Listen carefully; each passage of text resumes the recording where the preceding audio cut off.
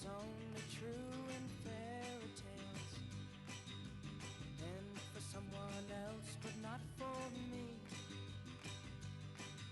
Our love was out to get me. That's the way it seemed. Disappointment haunted all my dreams. Ladies and gentlemen, please welcome the President of the National Conservative Convention, Pamela Hall.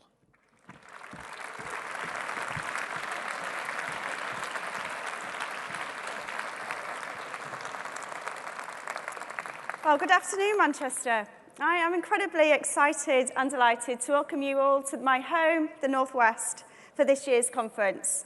We are truly in for a great few days. Like you, I'm a volunteer, and I'd like to start by recognising the hard work, resilience, belief and hope that you show every day, hosting events, knocking on doors and forming latest policy thinking. So thank you. I don't think that is said enough.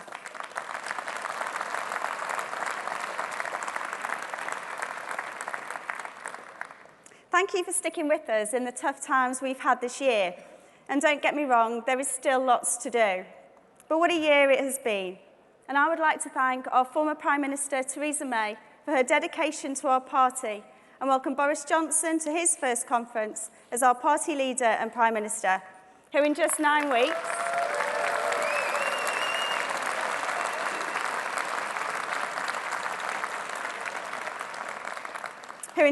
weeks, I think we can all agree he's been extremely busy. Now, in terms of our elections this year, I don't want to gloss over or dwell on the results.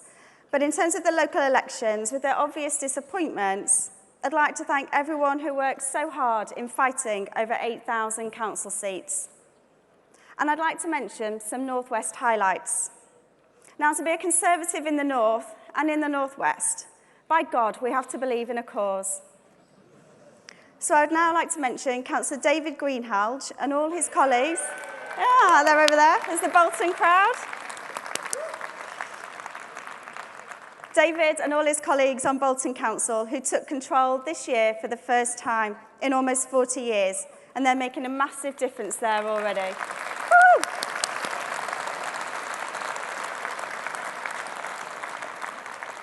And on Merseyside, we had our first new council seat win for a decade in Pensby. Michael Collins in Wirral West. Oh, the Wirral crowd are in as well. Yay! Won thanks to a massive team effort there led by their parliamentary candidate, Laura Evans. So it just shows what you can do with a will to win, a focus on local messages and a united, hard-working team. Now, over the summer, I was lucky enough to attend around half of the leadership hustings around the country. I was almost word for word by some of those speeches by the end. I think there was something about Mars bars. Anyway, and it was great to see so many members attending, and the exercise was good for us and our party. You'll have seen some of the media commentary about the quality of the questions and the diversity of the audience, with the FT even describing some of the questions as spot on. It helped dispel the typical media narrative about us and our party. And after the great success of the hustings across the country, I know how engaged you will all be alongside the CPF as we introduce debates back into the main hall. There'll be opportunities in here to ask questions of Cabinet Ministers and panel guests, and I'm really looking forward to hearing all of your contributions. The party that I know and I see every week as I travel around the country campaigning and speaking at events is made up of engaged and engaging men and women of every ethnicity, faith, age and sexual orientation, united by their belief in our country, our institutions and an unshakable tradition of public service, an admirable commitment to campaigning in all weathers. Now this year we are celebrating 100 years of the Conservative Women's Organisation, and I'd like to welcome the new chairman, Fleur Butler, who I'm sure you'll see over the next few days. Now, 100 years on, the CWO do amazing work to support and encourage women and men get into public life, with training courses, mentoring, sharing ideas and good practice, as well as support and fundraising that they do for all our campaigns. Now, as the president of the National Convention, and talk to me later if you want to know more about what that is, I'm the only woman volunteer elected onto the party board. And we had some great women this year apply to be Vice President. But we know socialists preach equality, we deliver. 2 Conservative Prime Ministers, the leader of the House of Lords, 2 former leaders of the Scottish Conservatives, many council leaders and group leaders. So in our party, good women get on. We just need more of us. So we have to do better at communicating our diverse beliefs and progressive achievements. And it's also worth reflecting that Emmeline Pankhurst stood as a Conservative candidate, but sadly died before she was elected. If she'd been in the Labour Party, we'd never hear the end of it. So do look out for some of the fantastic CWO events over the next few days. Now, I've never met anyone in our party who cares where you come from. We just care about where you want to go. And we must not forget there is far more that unites us than divides us. And we all know Brexit must be delivered by the end of October. And we have a Prime Minister.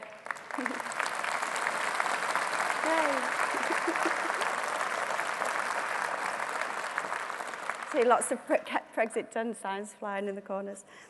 So we know it must be delivered by the end of October, and we have a Prime Minister who is determined to do just that. Because it's only by finally getting Brexit done that we can move on to the other issues that people care about, including investing in our NHS, our infrastructure, police and schools.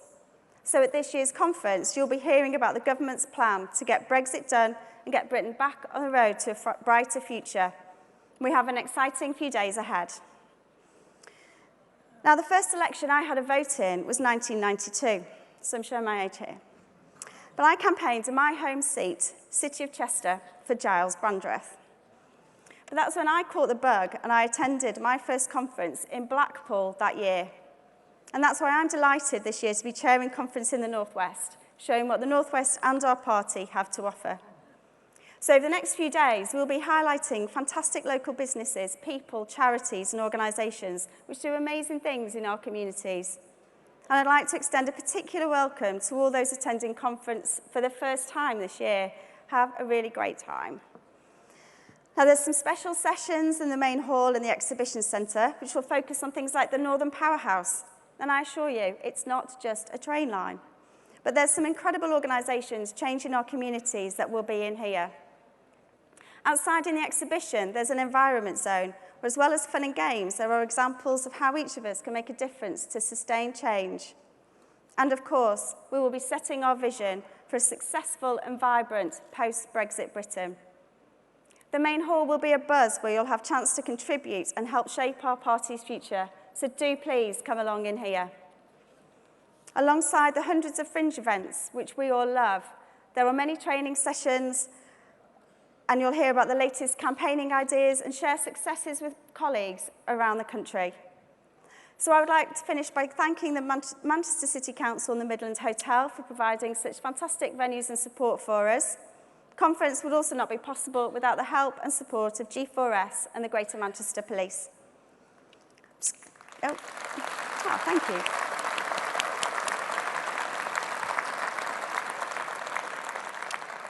As you can imagine, it's been a fluid few weeks as we've been preparing the conference agenda. So I'd like to also thank those who've helped organise the conference, David Comerford and Kate Jenkins, and our convention chairman, Andrew Sharp, for all his support.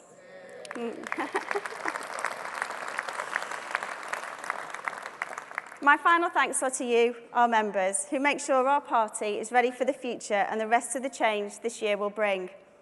I wish you all an enjoyable conference. This is going to be one of the most exciting in years, and I look forward to seeing you all over the next few days. Have a great time, everyone, and let's get Brexit done.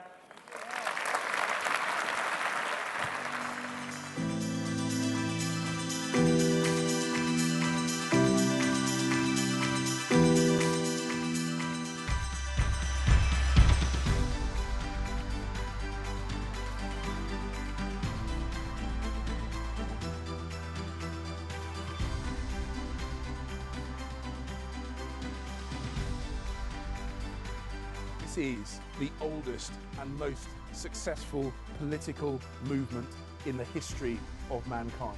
Let's not underestimate what a fantastic, fantastic organisation we are part of.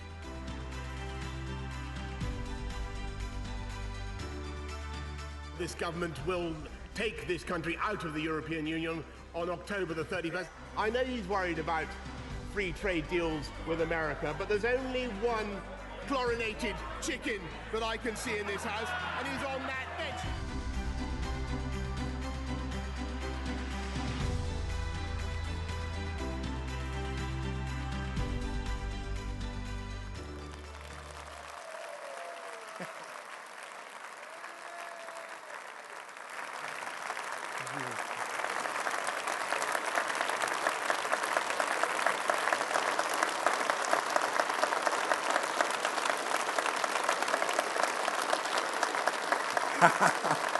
Hey, Joe.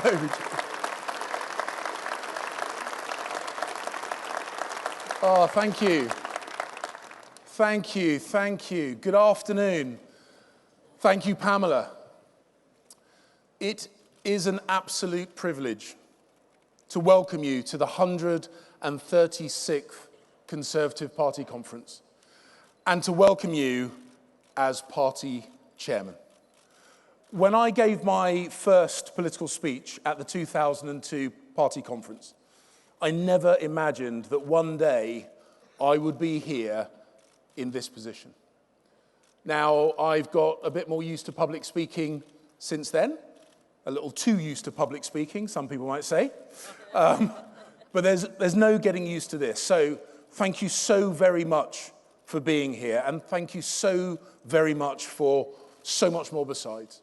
For your tireless campaigning, your enduring support.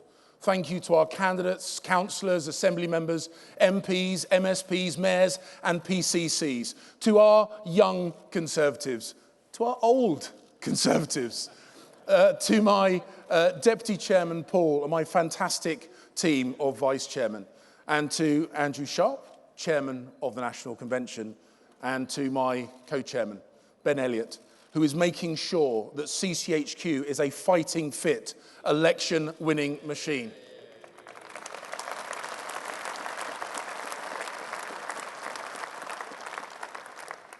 And thank you to my good friend and predecessor, Brandon Lewis, who did so much of the groundwork to make sure that this conference happened.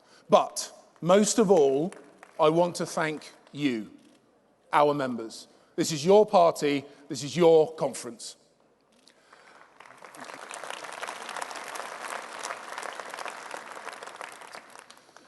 I know there were questions about us even being here. Labour, the Lib Dems, the SNP, they just love to block things. They tried to block our conference. They failed. They're trying to block Brexit. They will fail.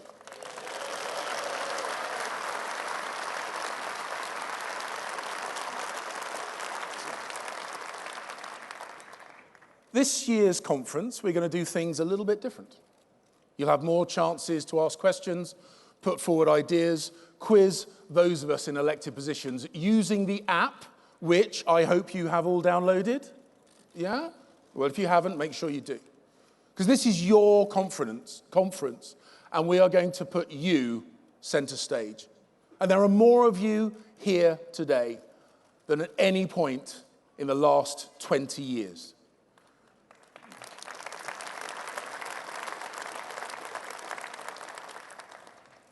I'm proud to be a member of the most diverse cabinet in our country's history. And the team that the Prime Minister has built reflects the commitment to opportunity at the heart of our party's political identity. This is a government that believes that everybody should have the chance to live the very best life they can, whatever that looks like to them. And this means balancing security with opportunity, helping those that stumble without hindering those that fly. As Conservatives, we appreciate that challenge and we are ready to meet it. The same cannot be said of Corbyn's Labour Party. Choice, freedom and diversity are anathema to Corbyn and his comrades, because Corbyn's worldview allows no room for diversity of thought. The modern Labour Party is happy for you to look different as long as you think the same. You may have noticed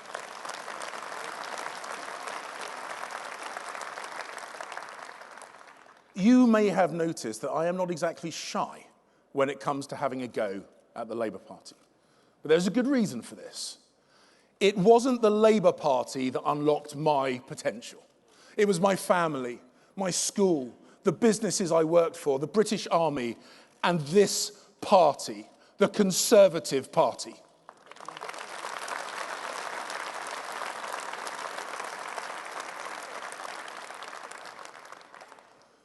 Having been a member of the Reserve Forces for many years, I am proud that we have veterans, reservists, and cadet volunteers in every level of our party. The contribution of our brothers and sisters in arms cannot be overstated. So, today, conference, I can announce that we have formally recognised the contribution of the Forces family. Yesterday, the Prime Minister and I signed the Armed Forces Covenant on behalf of the Conservative Party, the first and only political party in the UK to have done so.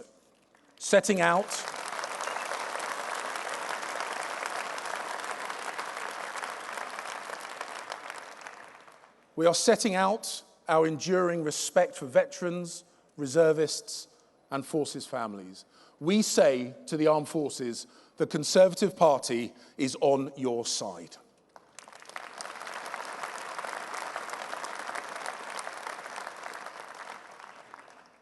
Meanwhile, Labour attack the very fundamental values that underpin our society. Values that not too long ago were shared by all major parties. This is not the Labour Party of Clement Attlee or Jim Callaghan.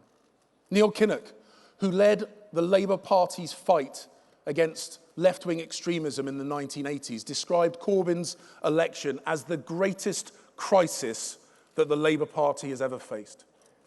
Labour was once a patriotic party that sought to genuinely represent the interests of its voters. But Corbyn's Labour is a different proposition entirely. Led by a man who seems to seek out opportunities to support those who would do us harm. A man who sees NATO as a danger and instinctively sides with Russia over our long-term allies and friends, who wants to ignore the largest vote in our nation's history and refuses to let voters judge his actions at the ballot box. Corbyn has called for an election at least 35 times since 2017. But when it came to the opportunity, he ducked it twice. Now, instead of making the case, Labour prefer to manipulate the parliamentary process whilst hiding from the very people they claim to represent. Frankly, it's just not good enough. But whilst Labour continues to fudge their position, we have a clear message. Let's get Brexit done and get on with making the UK, and I mean the whole of the UK, a better, safer, fairer and more prosperous place for everyone to live. We will leave the EU on October the 31st. No ifs, no buts.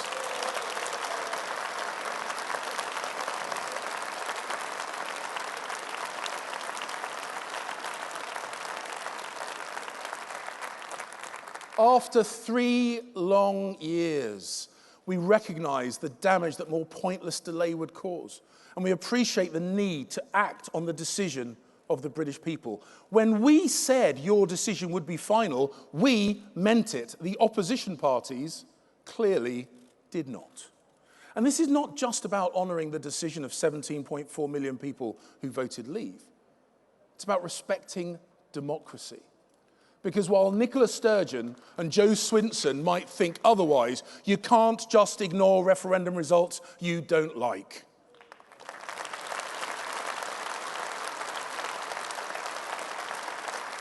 And with Brexit delivered, we will focus on the domestic issues we know deserve our full attention. I am proud of our record in government, but there is still more to do.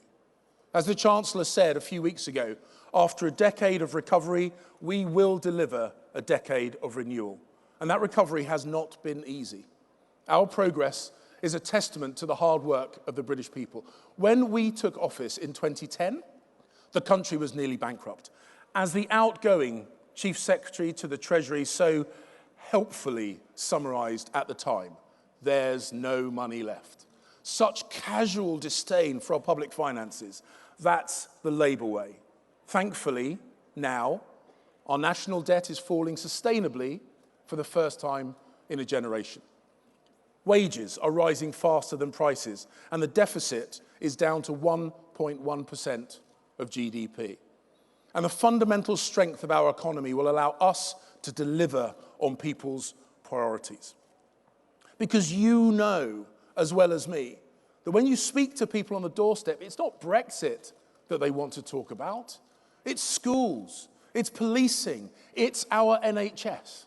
Those are their priorities, and they must be ours.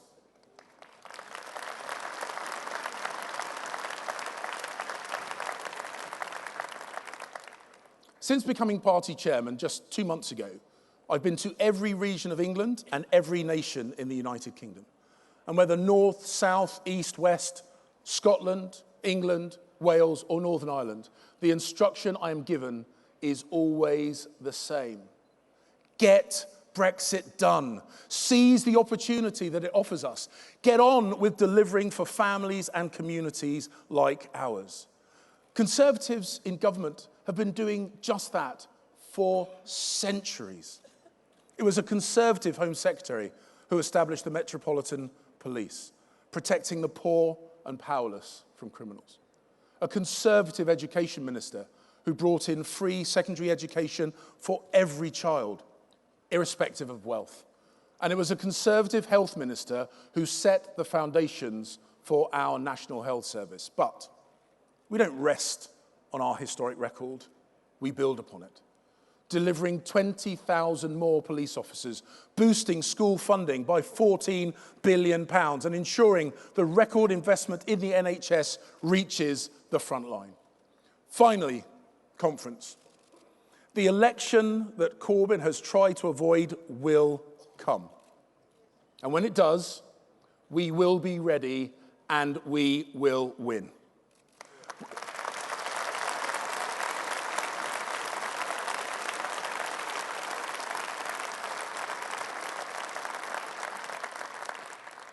We have a team of first-class candidates in place. We have campaign managers spread far and wide. And, most importantly, Boris Johnson, our Prime Minister, elected by you, our members, has given us a clear, compelling, positive message to take to the country. So I say to Jeremy Corbyn, bring it on. Ladies and gentlemen, thank you.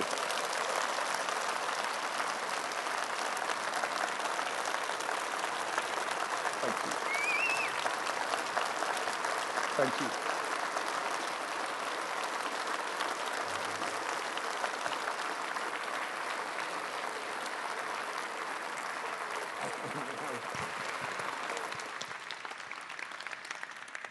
Ladies and gentlemen, please welcome our panel chair, Sophia Gaston.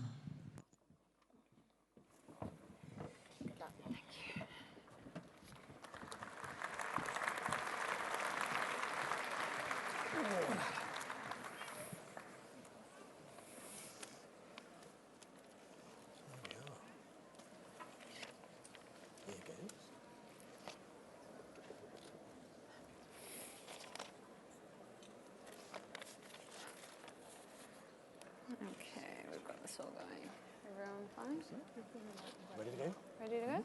Okay. Good afternoon, everyone. My name is Sophia Gaston. I'm the director of the British Foreign Policy Group. It's a great privilege and honor to be here today to chair this panel. It's plain for all to see that Britain stands at a crossroads, a really crucial point in our history. Brexit has compelled a conversation about our role in the world. It's also true that this conference comes at a time when the nature of global challenges is evolving rapidly. Many of these, such as climate change, migration, security, transcend national borders and require us to forge strong and productive relationships. There are also, of course, many opportunities that await Britain in this new landscape, but we must be smart and strategic and agile in order to seize them. On this panel here today, we bring together 3 of the Secretaries of State who really stand on the front line of our efforts to achieve this. This is an interactive panel, and there is a way in which you can be contributing to the live conversation through the conference app. We are crossing our fingers that we do not have any technical difficulties, but please send your questions in by logging onto the session. You can upvote questions, and we'll try and address as many of them as we can throughout the session. So without further ado, I would like to introduce our first speaker, Ben Wallace, the Secretary of State for Defense.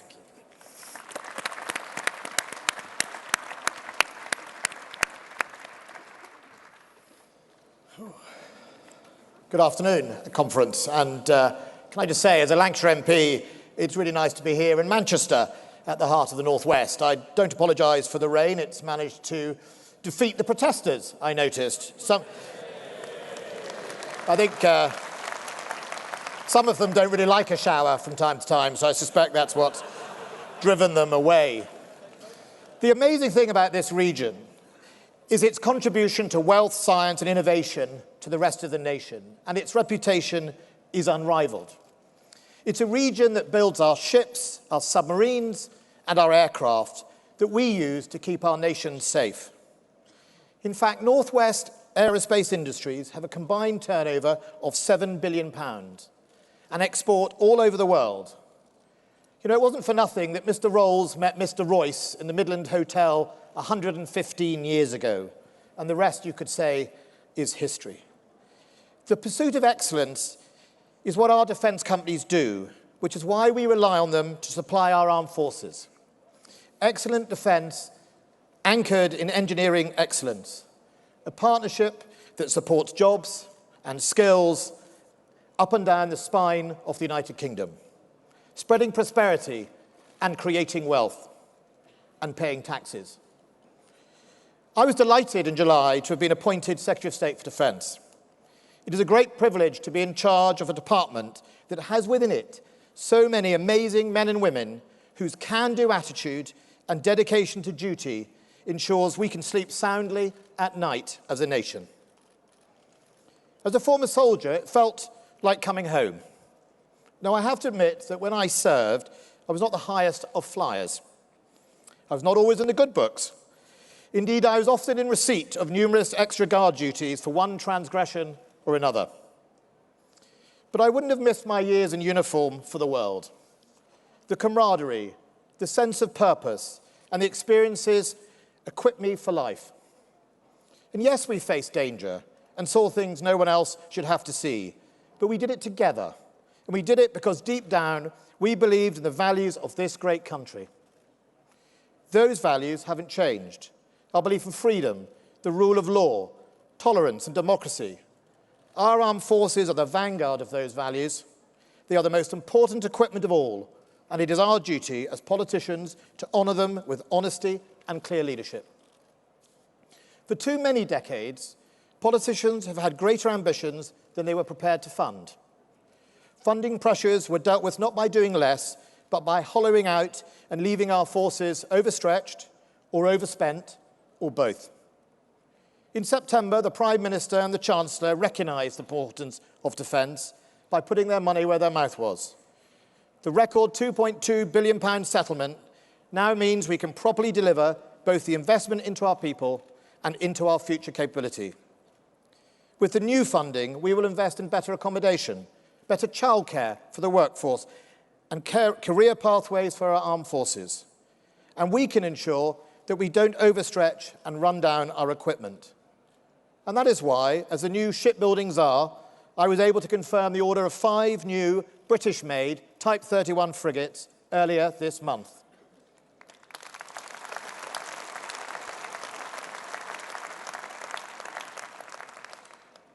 Much of what defence does is often unseen, over the horizon or deep under the oceans. But that doesn't mean it doesn't matter. It does. In the 21st century, securing the nation is no easy task. The threats ranged against us come from far and wide, from terrorists, from states, and from natural phenomena. Our security is threatened in different dimensions, land, sea, space, cyber, day and night, and winter and summer. Our adversaries constantly look for new means and attack vectors. In the 21 years since I have left the army, warfighting has changed beyond all recognition.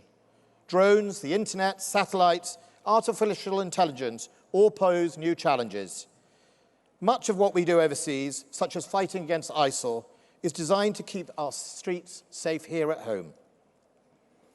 And as Defence Secretary, I'm determined to meet these 21st century challenges by delivering reform. It's vital that the UK delivers an up-to-date defence capability that allows us to not only defend ourselves, but to also ensure we play a leading role in shaping the globe, supporting our allies and protecting the rules-based system. Last week, on the eastern reaches of Ukraine, I observed Russian separatist trenches at first hand. But our friends in Ukraine aren't alone. Our army is there too, training and advising, making sure Russian efforts to undermine the international rule of law that we all live by are not successful. And at home, our troops are ready and able to help mitigate the consequences of terrorism or floods that we saw this year. In fact, our armed forces always stand ready to contribute to that most vital duty of government, defence. The Ministry of Defence I lead is lucky to have an excellent team of ministers.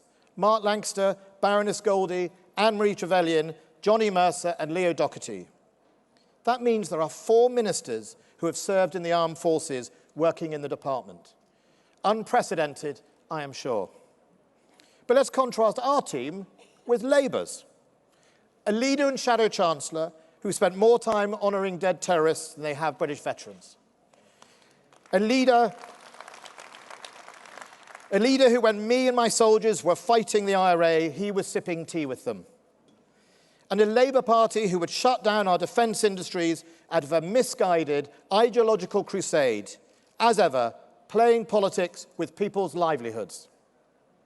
After Brexit, Britain will want to spread her wings to new markets and new territories.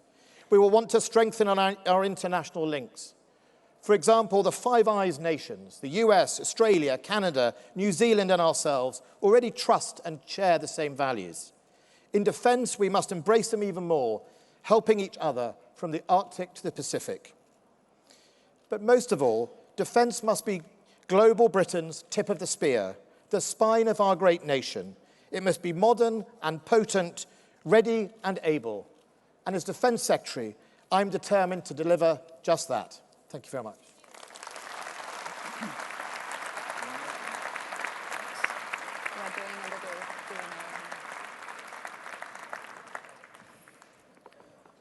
Thank you, Ben. We have an opportunity now to go to some of the questions that have come through on the app. I hope you're all participating actively. The first question really, I think, picks up on something that you spoke to in your comments there, but there's clearly a huge degree of interest in this about what the Conservative Party is specifically doing to help support veterans. Well, first of all, we set up, Johnny Mercer and the Prime Minister, the Office of Veterans, a first, with a cross-government determination, with a representative in the Cabinet, Oliver Dowden, to make sure that our veterans' needs, which are often varied and not just focused in the Ministry of Defence, are delivered by all the departments of government and also the wider society. That's always been a challenge, getting government to do everything coordinated. It always is. But with this new unit, and Johnny Mercer, a veteran himself, and an enthusiastic and a great supporter of veterans' causes, will be able to drive home those initiatives. Today we saw the Conservative Party sign up to the Armed Forces Covenant. And we've got to make sure, therefore, that we deliver it into every local authority, into the employers outside in the world, so that our veterans, when they leave, get better support, and make sure that their contribution to keeping us safe is recognised long after they have stopped serving the colours. Thank you. And another question that's come through that I think actually speaks across portfolios here of all of our panel members is really around our relationship to the Commonwealth.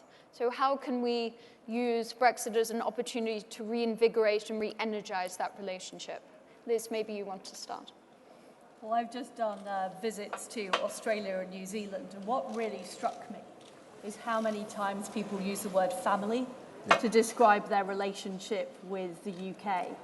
And the fact is that when we entered the EU, we did begin to lose the depth of relationship we'd had with countries like Australia and New Zealand, but also Canada and the wider Commonwealth. And I think we've got a huge opportunity as we leave the European Union to deepen our links in all kinds of ways, because we do share values, we do share experiences. And certainly in terms of trade, I'm going to be hosting a meeting on the 10th of October with Commonwealth trade ministers talking about how are we going to deepen those trading links, because having a more flexible free trade agreement with the EU gives us new flexibility to be able to do different with all of our friends and family across the Commonwealth. Thank you, Liz. And I think we've got time for one more question. Another question that's sort of screaming up the charts here is on climate change. And Alok, I think this is a perfect segue into your speech. Climate change obviously has a sort of disproportionate risk it is posing to some of the poorest countries in the world. What more can we do through our aid portfolio to really take a leading role in that? Well, I think as a country, we are right at the forefront of helping poorer nations deal with climate change. I was at the UN General Assembly with the Prime Minister, Zach Goldsmith, some of our other colleagues, and you felt that actually just about everyone thought that the UK was absolutely leading the way when it comes to tackling climate change. The Prime Minister announced that we would be doubling our commitment to dealing with climate change.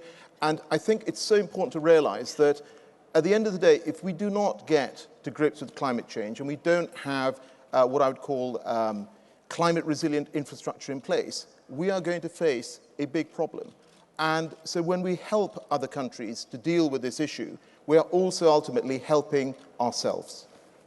Brilliant, thank you. And that's a wonderful opportunity to segue into your speech. I have the honor of presenting Alok Sharma, the Minister of State, Secretary of State, sorry, for International Development.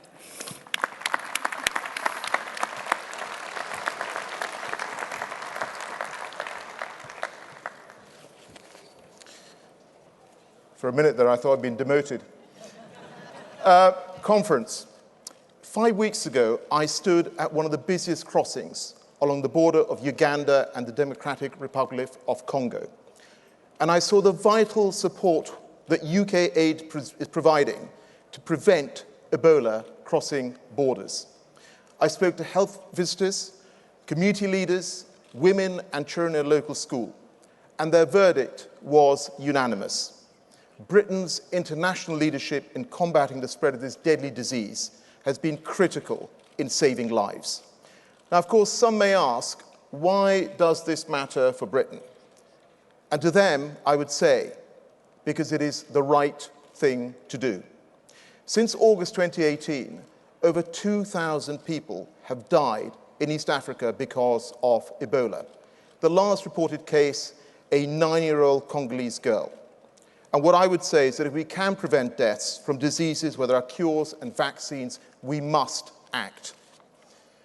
But for me, the Conservative Party's ultimate goal is about supporting countries to help themselves, to become economically self-sustaining, our trading partners of the future.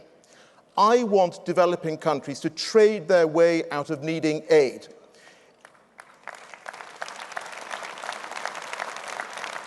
It is a vision shared by my brilliant ministerial colleagues, Zach Goldsmith, Andrew Morrison, Andy Stevenson, and Liz Sugg. Now, conference, successful countries draw on the talent of all their populations. And that is why I'm absolutely delighted that our Prime Minister is championing 12 years of quality education for every girl around the world. On a visit to Kaduna State in Nigeria, I saw precisely what British leadership and support can achieve. I visited a previously failing school, which, with UK support, had doubled its school roll in 2 years.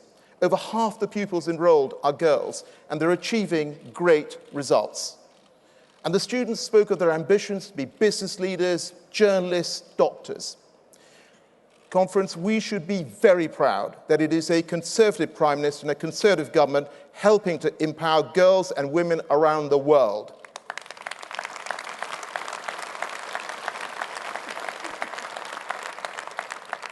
But Conference, we know that Conservative Prime Ministers have a habit of setting the pace on global action. I remember the last time I spoke on the main conference stage. I was 20, so just a few years ago.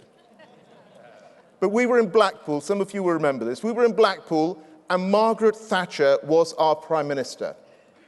Now for all of us, Lady Thatcher is an icon, and that is certainly how my family has always regarded her. It was her economic policies that allowed my parents to build their small business. And on a personal level, my family owes her a deep sense of heartfelt gratitude. But of course, Margaret Thatcher set the pace in so many areas, including on climate change. She did more than any other major UK politician at the time to legitimise the environment as a concern at the highest level. 30 years ago, she spoke passionately at the United Nations about the threat posed by climate change.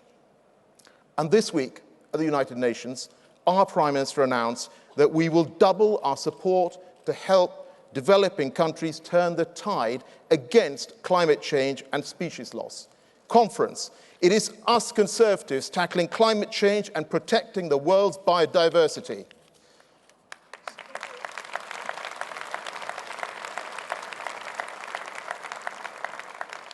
Since arriving at DFID, I have renewed our emphasis on economic development, particularly when it comes to climate-resilient infrastructure.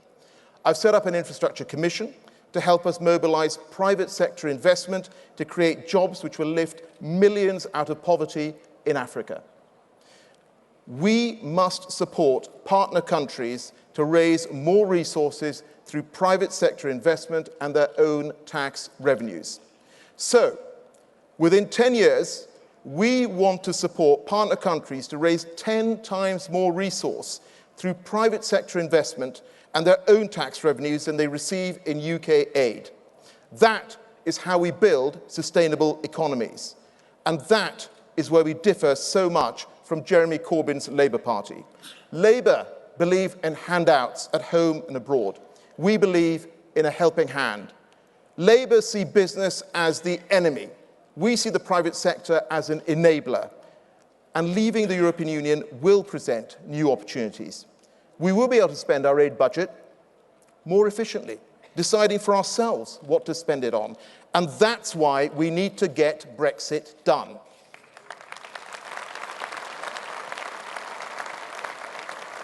Now, Conference, we know that the only reason our country is able to help others is because of our strong economy. A strong economy rescued once again by a Conservative government from the clutches of another failing Labour administration. This is an economy based on sound economic principles, delivering record employment, wages growth outpacing inflation. What is Jeremy Corbyn's economic model? Venezuela. And who is Jeremy Corbyn's, one of his friends? Maduro, the Marxist ruler of Venezuela. A man whose policies have resulted in millions of Venezuelans fleeing their country and millions more trapped, suffering the impact of a growing humanitarian crisis.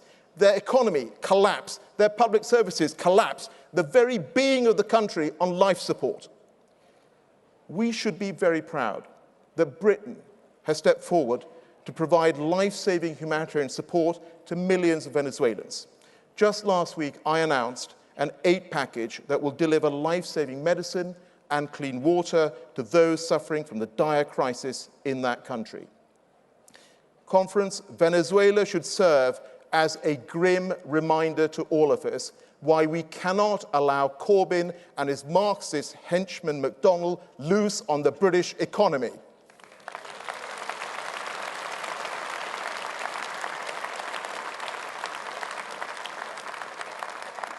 We need a thriving economy in order to be able to help others. And as Conservatives, I believe there is a moral and economic case for UK aid. What I will not tolerate is hard-working taxpayers' money, your money, being frittered away on projects that don't make a difference to the world's poorest. UK aid must be built on a commitment to end extreme poverty. Conference, we should be so proud to live in the best country in the world, a tolerant, generous, outward-looking nation with one of the world's biggest economies, providing leadership on the international stage, projecting British values around the globe. But to do all that, we must keep our economy strong with a Conservative government, united behind our one nation Prime Minister, ready to get Brexit done so we can move on and deliver on the people's priorities, delivering opportunity and economic prosperity across the whole of our great United Kingdom. Thank you.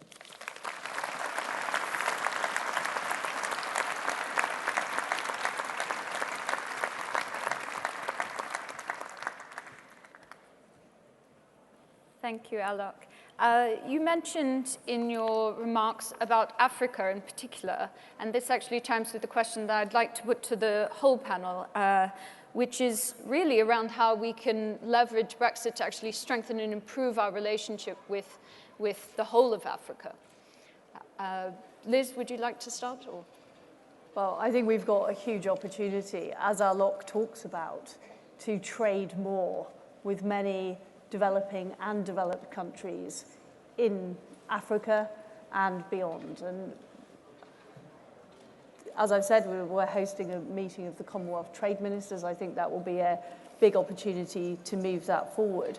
But also, leaving the customs union, we're able to set our own tariffs, so we will be able to help developing nations, rather than by receiving aid to be better off, lower the tariffs so they can export more of their goods and make money through free enterprise, which is the way we know that countries ultimately succeed.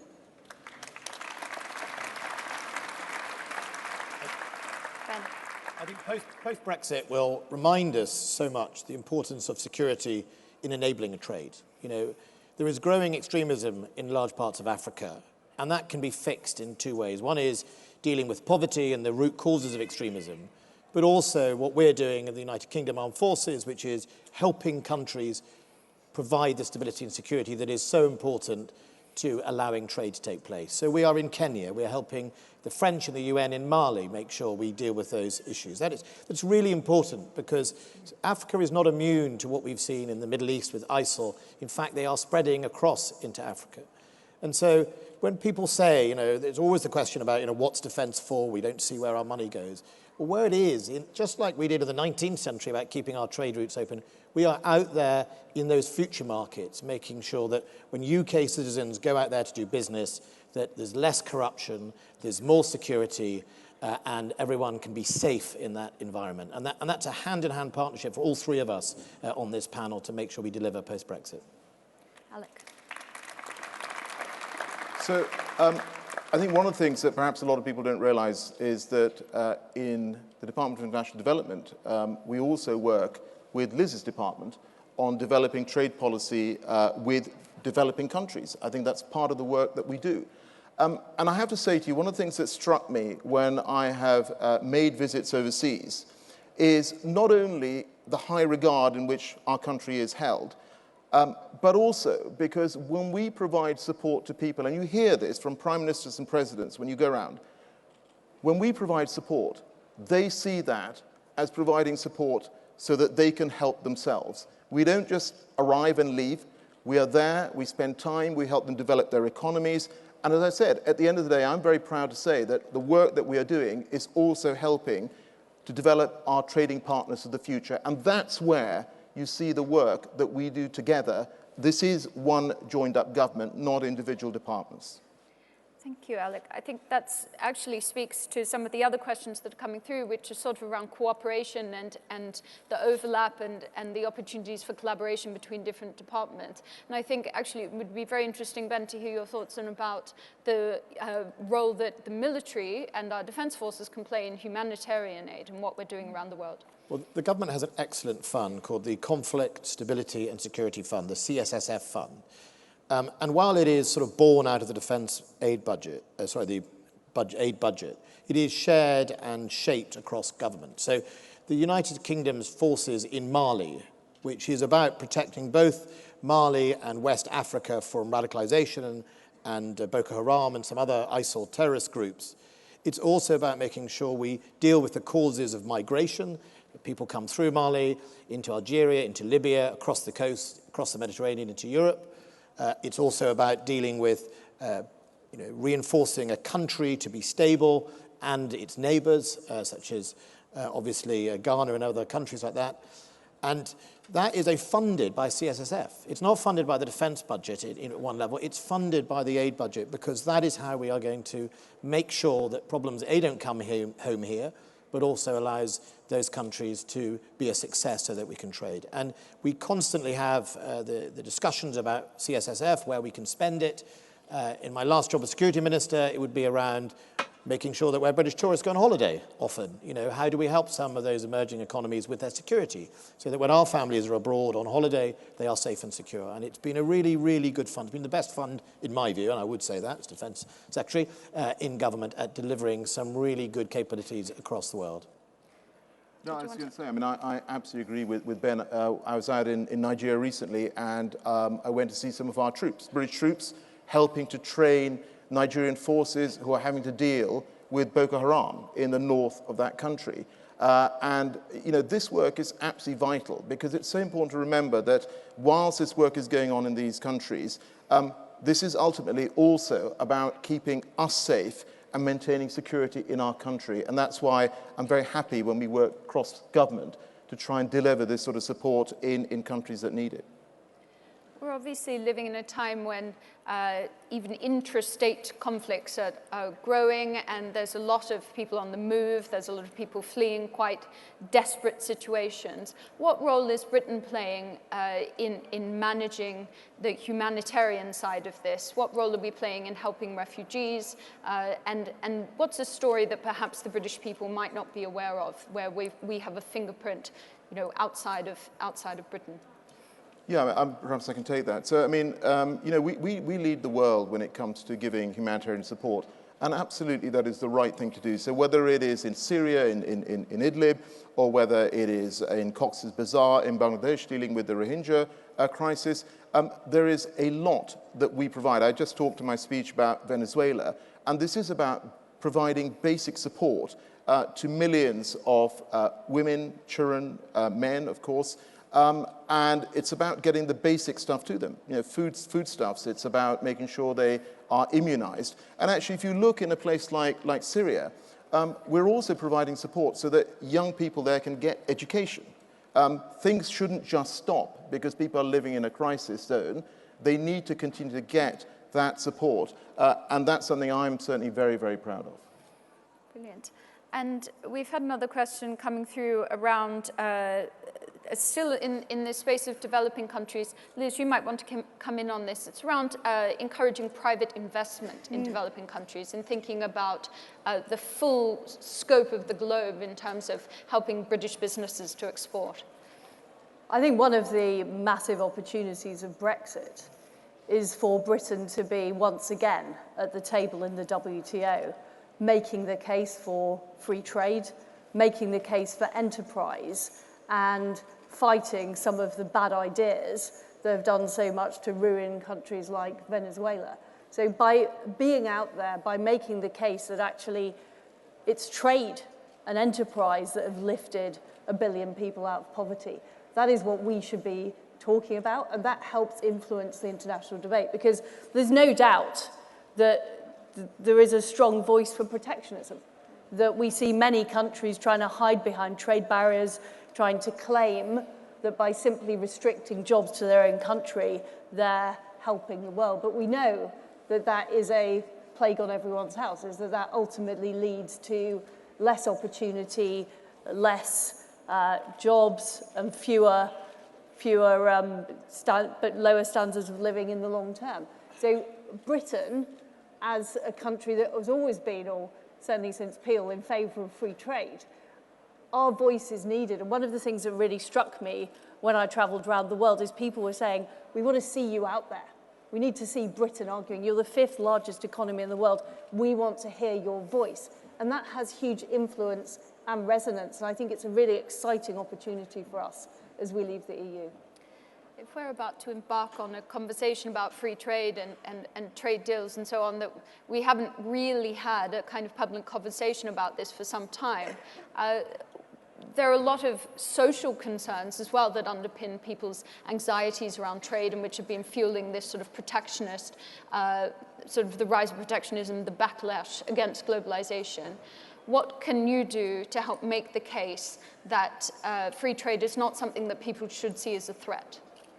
Well, one of the things I have been doing is showing the huge benefit to British industry and British jobs of trade. So I've just been out in Australia. One of the things I was promoting was the Brompton bike in Sydney Harbour. Now that is our largest bike producer now in Britain. And every single bike we sell in Australia or America are more jobs here in the UK. Likewise, Welsh lamb is currently not allowed in the US. The US is the 2nd largest importer of lamb in the world. If we can get lamb into the US market, that is a huge opportunity for our lamb farmers. So we shouldn't be afraid as Britain. We have great products that people want to buy. We lead the world in financial services. We lead the world in areas like insurance. It's in our interests for other countries to open up their markets to us. And that is what we need to think about when we're talking about free trade. Do you want to come in? Yes, so I just wanted to actually link from the last question to this one. So there's about $140 billion worth of aid which goes from richer countries around the world to developing countries. But the UN has estimated that if we are going to deliver on their sustainable development goals by 2030, it needs an extra £2.5 trillion a year going into infrastructure and other support for developing countries. Now, that is not going to come from governments. That has to come from the private sector. And that's why I've been very keen to set up this infrastructure commission where, taking advantage, as Liz says, of the fact that, we are world leading when it comes to financial services. So we've got the stock exchange working with us and other experts who have a knowledge of infrastructure in Asia and Africa coming together to make recommendations on how, alongside government aid money, we're actually getting a lot more private sector money in as well, into development, into infrastructure. And if we build up these countries, they are absolutely our future trading partners. And that's where there is this link in the work that we do. Thank you, Alec. I think we've got time for one more question, and I'll just direct this to Ben. We've got quite a few people asking around how we can make sure that the armed forces is seen as an attractive and viable career. How can we encourage people to still want to sign up and to get involved?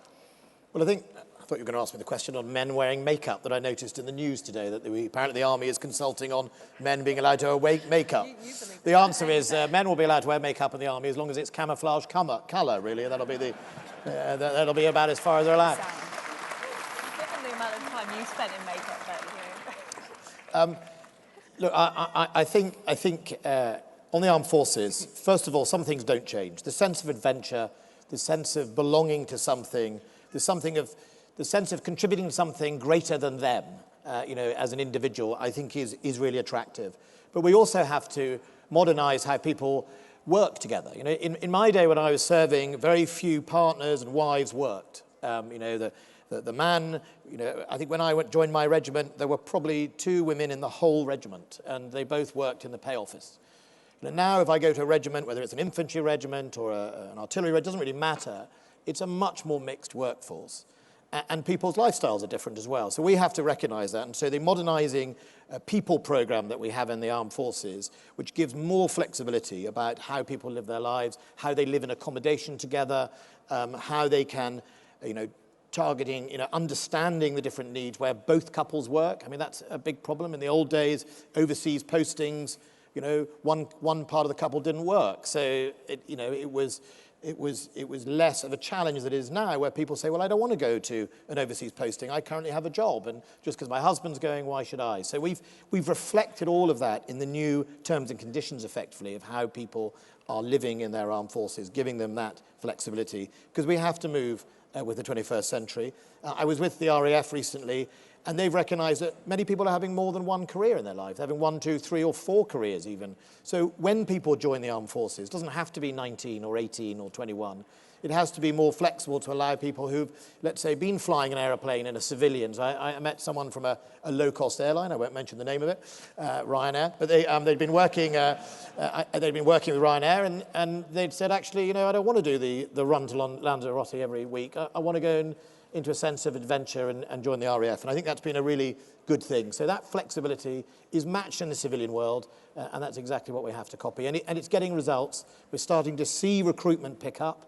But we've also got to focus on retention. There's no point recruiting more people if people are leaving too early or indeed later on. So we've got to fix some of that as well, and that's what this new money will help us do.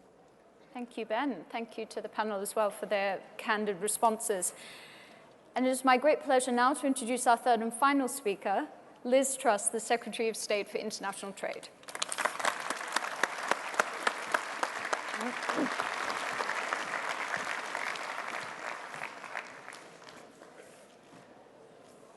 Conference. What an opportunity we have ahead of us. Striking the first trade deals for 45 years, making the case for free enterprise and free trade across the world, promoting the best that our country has to offer. Britain will become the ideas factory of the world, looking outwards, a truly global Britain.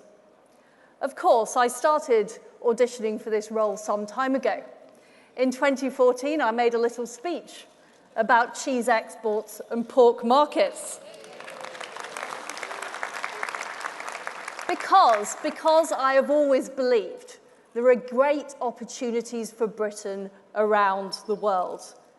Now I'm here at the Department of International Trade, in the driving seat, able to build on the fantastic work of Liam Fox, and of course with my 2 wingmen, Connor Burns and Graham Stewart. Getting Brexit done means that we can fast forward towards the future. It means that we can unleash the potential of every corner of the United Kingdom.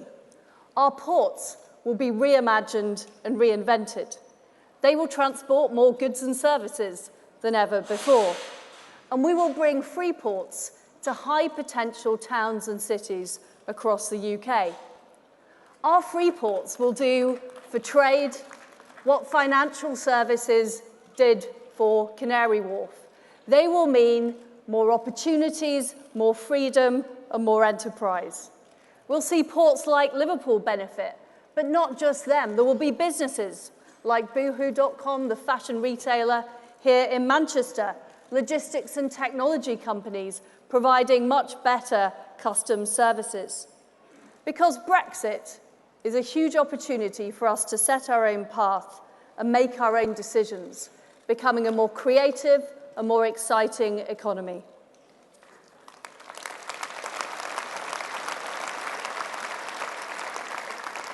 Conference, we have so much to gain from a fast-paced, unpredictable, dynamic world. And not just with our old friends and family like Australia, America, Japan, and New Zealand, but new friends too, the rising nations of South America and Southeast Asia. We've got an opportunity to drive prosperity together. Now, there are some people who fear change. They fear competition. They think the solution is to protect ourselves from the future. I believe that this is the wrong approach. Britain will be on the side of the competitive freedom fighters, not the protectionists.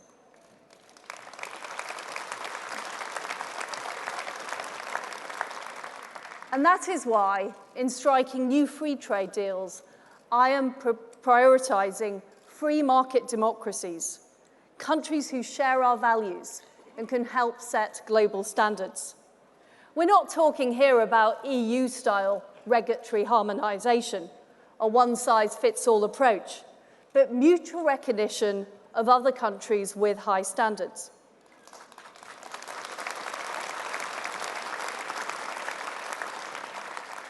Now, of course, the Labour Party hate the idea of making these closer relationships with our allies. First of all, they don't want a British trade policy at all. They want the EU making our trade decisions without us even being at the table. They want to surrender on trade just like they want to surrender on everything else.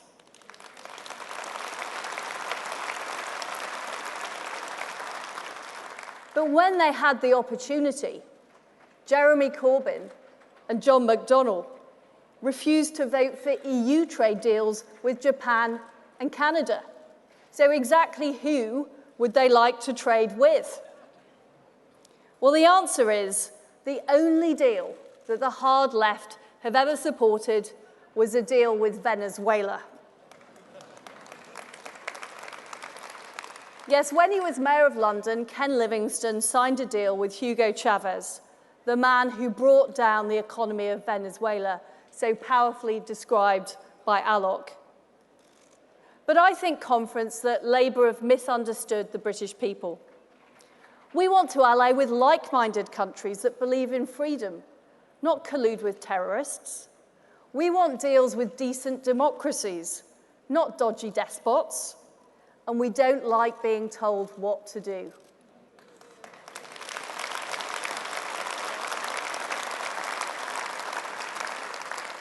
We know that, in particular, young people in Britain see the opportunity of a freer, more flexible global Britain.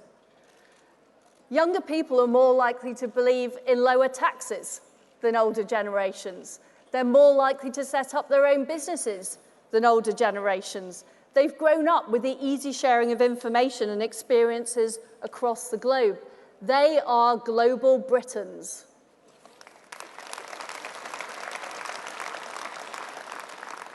And what trade deals will do is they'll provide Britain's young people with new opportunities.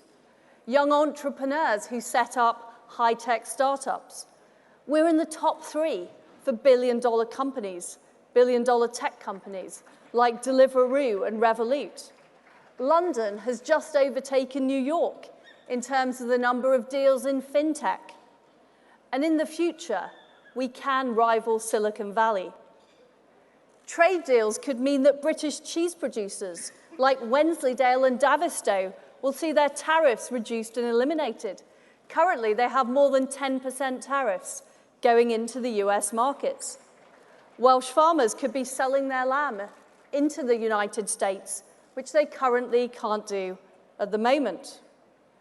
Our vision for trade deals is all about empowering people to make their own decisions and getting better access to the global market. But it won't just help overseas, it will also help at home, because it will help us become a more competitive and a more confident country, a low-tax, flexible, entrepreneurial leader in the world. With all of our great cities and regions part of this effort, we're going to level up our education, our infrastructure, our technology, and we're going to ensure that everyone in the UK can be part of these fantastic opportunities. I've just flown around the world meeting our key allies. I've spent more time in an aircraft cabin than John Bercow spends looking in the mirror.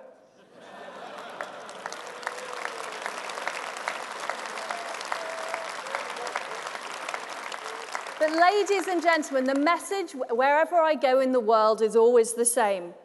They want Britain's voice at the table of the WTO speaking in favour of free trade. They want to work with our creative, talented people. They want better links with our great industries. They believe in Britain. And conference, isn't it time we believed in Britain too?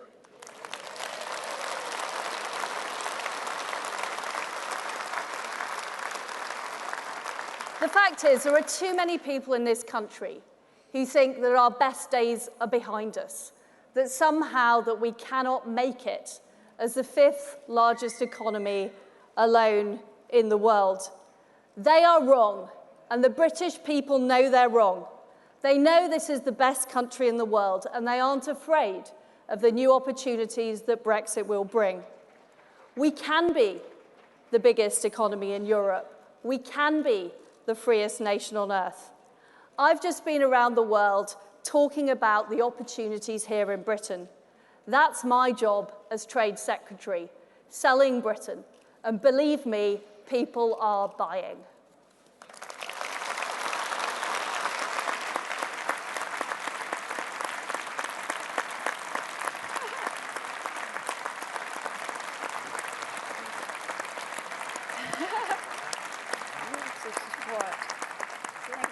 Thank you so much, Liz.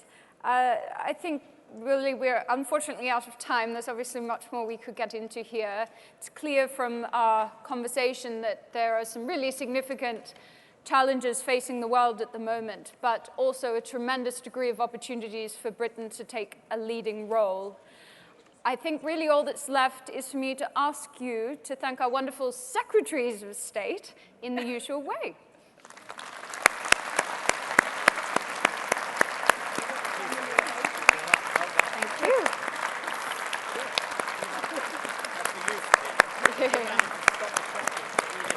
The app was not an easy.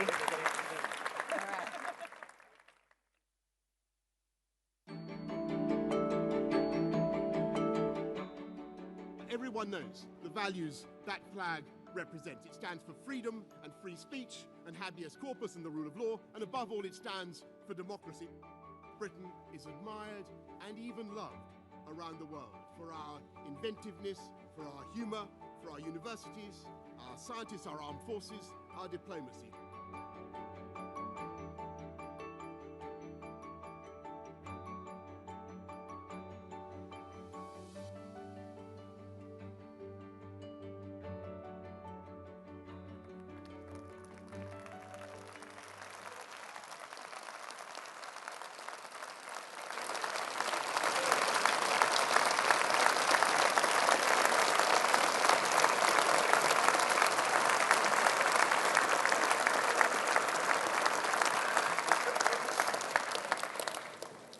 Thank you, Conference.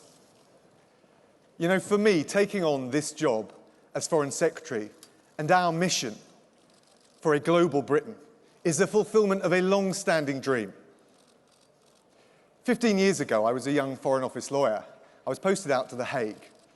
And, you know, I used to have diplomats from Asia to South America. They'd come up to me and they'd say, "You guys in the EU spend so much time talking to yourselves. You miss so much of what's going on in the rest of the world." You know, it was true then and it's true today. Brussels isn't the only game in town. Everywhere I go as Foreign Secretary, people are fired up by our vision for a global Britain. When I visited the US, President Trump invited me into the Oval Office to tell me just how much he loves our country and how much he admires our Prime Minister. When I visited Bangkok for the ASEAN meeting of Asia-Pacific nations, they embraced our role in their region because they prize our commitment to the rules-based international system. In Mexico, we talked about climate change. In Canada, we talked about our joint campaign to protect journalists around the world from torture and arbitrary detention. Truth is, we Brits get a very warm welcome almost everywhere in the world. Okay, maybe not in Luxembourg.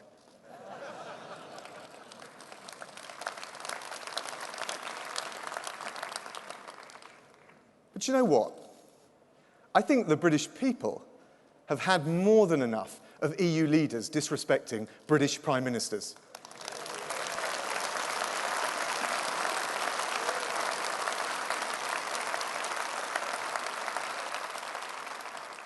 So we'll strive in good faith for a good deal. But if the EU spurn the opportunity for a win-win deal, we will leave at the end of October. No ifs, no buts.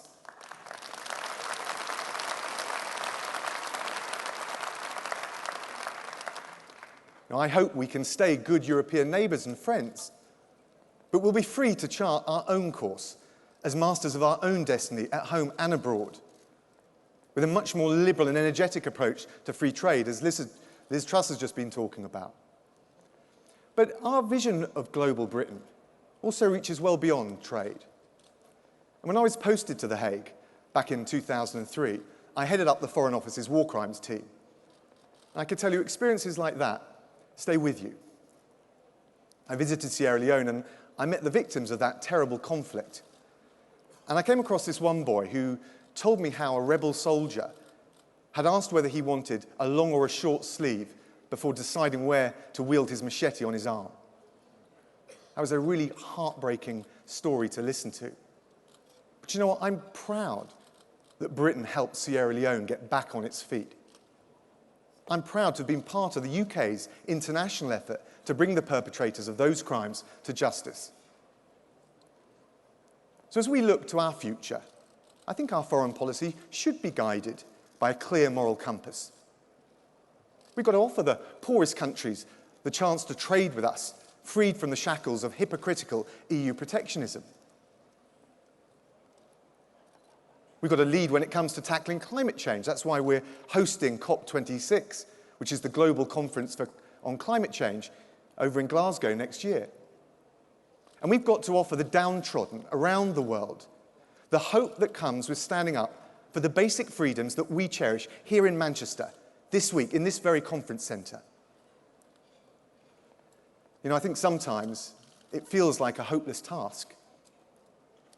But history remembers the courage of those who stand up to be counted. You know, back in the 1990s, I met a Russian dissident called Natan Sharansky.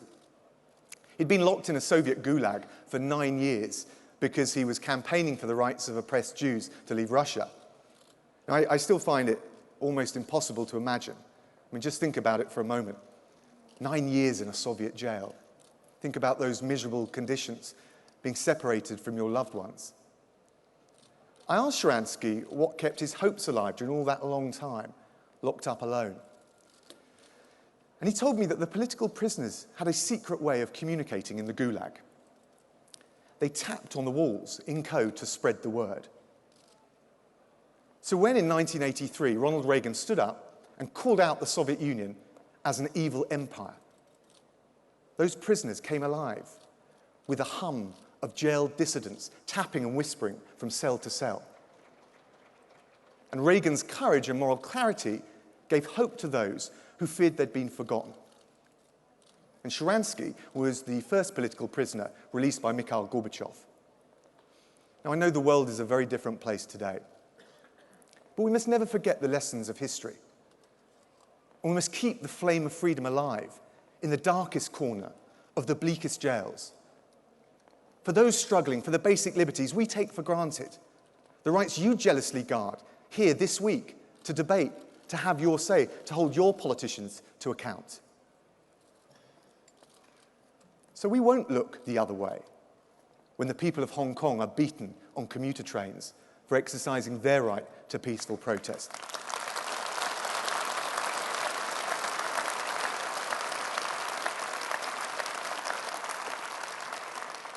We won't stand idly by whilst journalists are jailed or tortured or beaten up for criticising the despotic regime of Nicolas Maduro in Venezuela.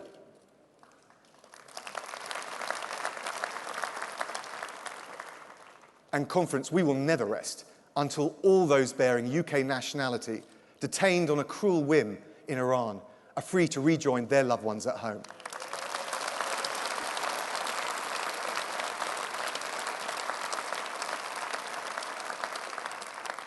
Now, that's not our way. We'll relish, not shrink, from our duty to take a leading role in bringing the perpetrators of the worst injustices to account.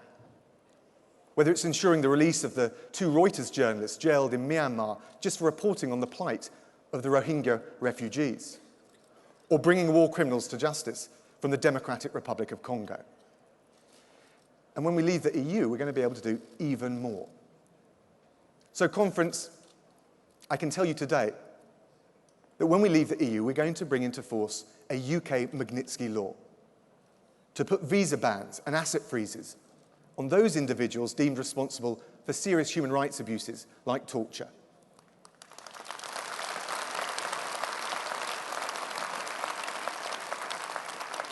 Because the British people don't want those with blood on their hands doing their Christmas shopping down in Knightsbridge. They don't want their dirty money laundered through British banks.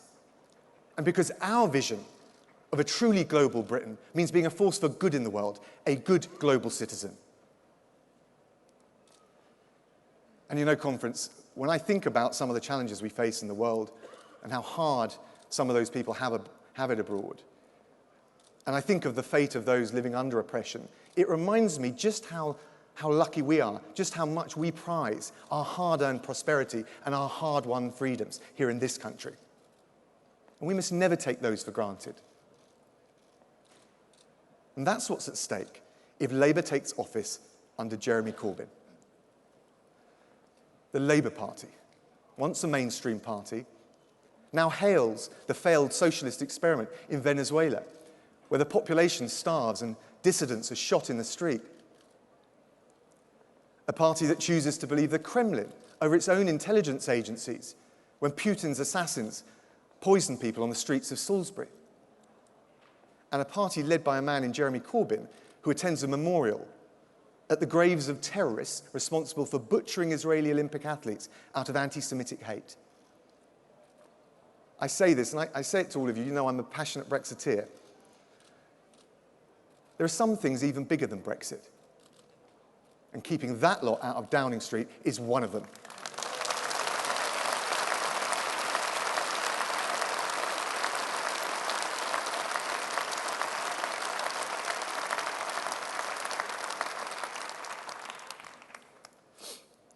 So, to any of our colleagues or former colleagues who may just be tempted to put Jeremy Corbyn and that momentum mob into number 10 as part of some kind of temporary anti-Brexit coalition, I just say this: history would never forgive you.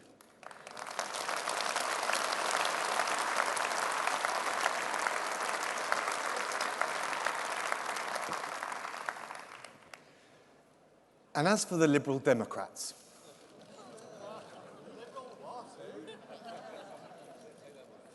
they want to scrap the result of the 2016 vote. You can't call yourself a Democrat, put it in the name of your party, and then try to cancel a referendum.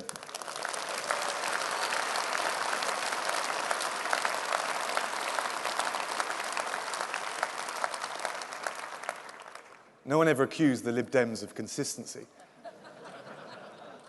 But when it comes to offences under the Trade Description Act, they are guilty as charged.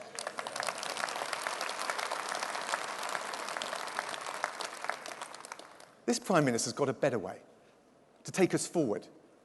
Let's get Brexit done. Let's move on. Let's unite behind that one nation vision for our country, and let's bring the Conservative family back together.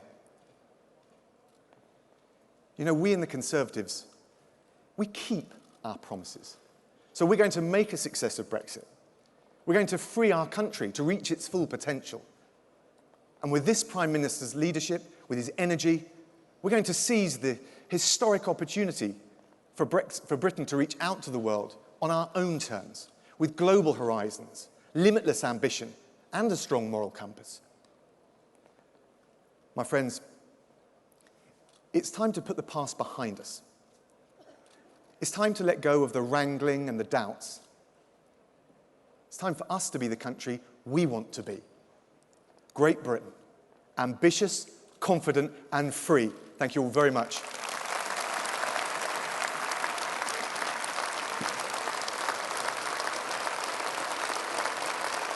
Thank you.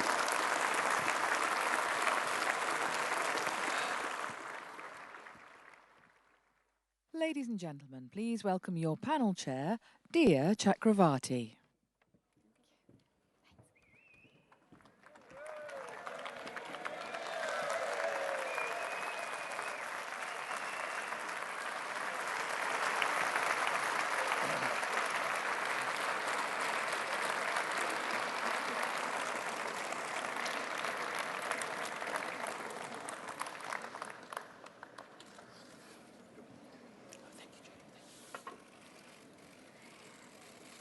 Ladies and gentlemen, a very warm welcome to this session and a good afternoon to you all.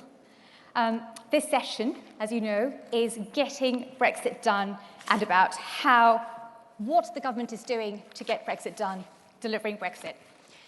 On the panel, we have three of the most senior members of the government who are intimately involved in designing and implementing the government's Brexit strategy. So if anybody can tell us what the government is doing to deliver Brexit, it will be them. So it's a great opportunity to have them here. I didn't hear that, but hold on to that. Perhaps we'll come back to you later after we've listened to these guys. You know them all, so I'm not going to waste any time introducing them to you. We're just going to go straight to the speeches. The way it's going to work is we're going to have the first speaker, which is going to be Michael. Then we're going to have some questions, which I have on this iPad. Hopefully you've all been sending your questions in. Then we're going to move on to Jacob. We're going to have some more questions, and then on to Steve ultimately. So, without further ado, please may I ask the Right Honourable Michael Gove to present or to address us.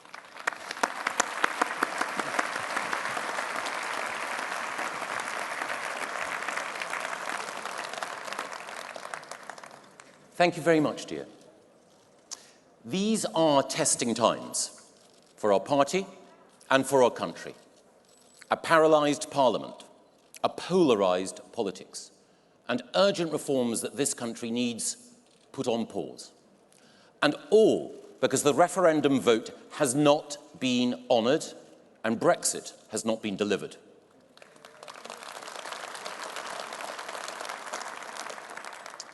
$17.4 million people voted to leave the European Union in June 2016, more than have ever voted for any party or any policy in our country's history. But 3 years on, that democratic verdict has not been honoured. We cannot allow this division and delay to continue. We must get Brexit done.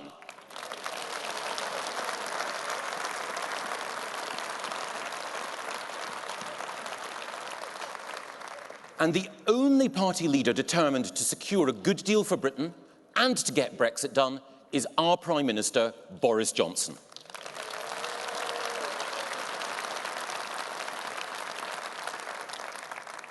Now, I've known Boris for more than 30 years, and while we haven't always agreed on everything,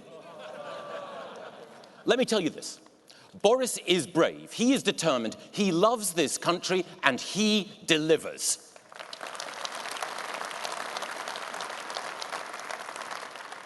And that's because Boris is an optimist.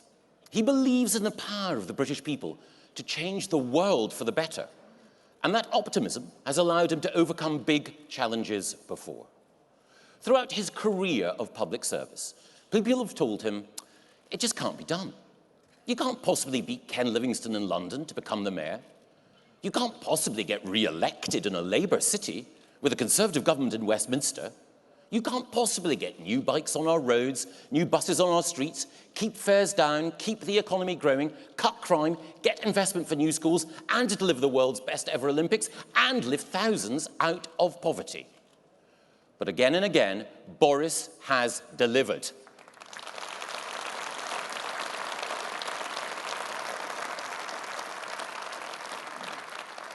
As he did when we led the Vote Leave campaign. People said we'd never win. The odds were against us. The establishment was against us. Even Nigel Farage was against us. But Vote Leave won. Because our message then, like our Prime Minister today, was optimistic, forward-looking, and freedom-loving.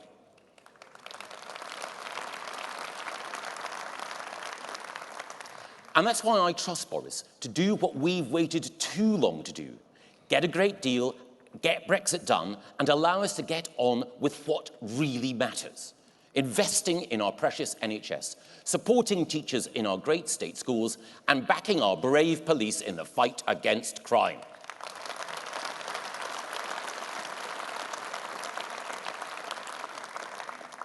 These are the people's priorities.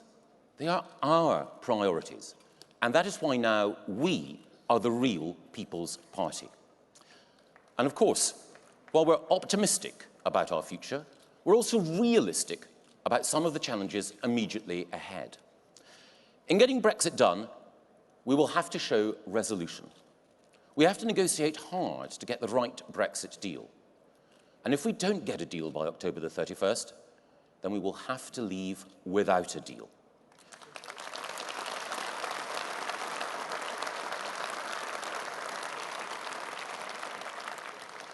We simply cannot allow this process to drag on indefinitely. Now, I don't deny that leaving without a deal will, initially, mean that there are some challenges. The EU plans to impose new tariffs, new checks on trade, and it isn't showing the same generosity to UK nationals as we're showing to EU nationals. But we will stay open for trade, open for business, and determined to respect the rights of all EU citizens in this country.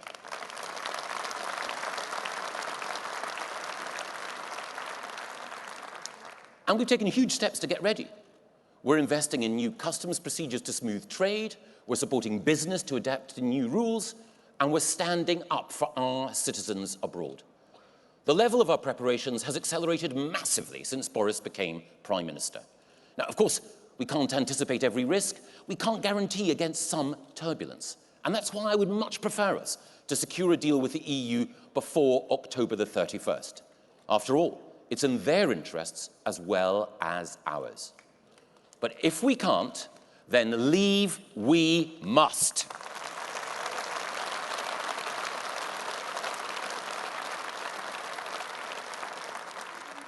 Because while the difficulties caused by leaving without a deal will pass, the damage to our democracy in not getting Brexit done would endure and resound for much longer. Our democracy is precious. And it depends on people trusting us as politicians when we say that we will put our trust in them.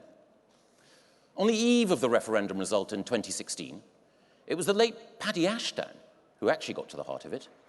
He said, "I will forgive no one who does not accept the sovereign voice of the British people once it has spoken. When democracy speaks, we obey."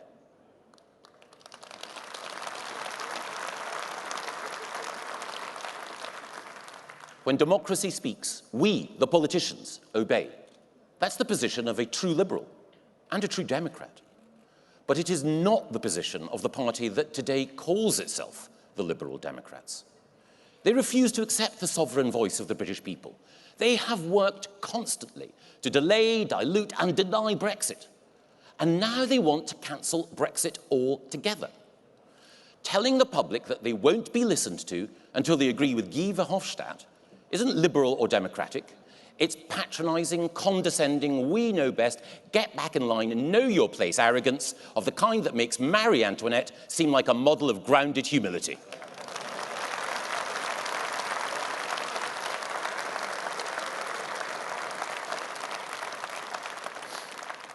Voting Liberal Democrat doesn't get Brexit done, but it does risk something else.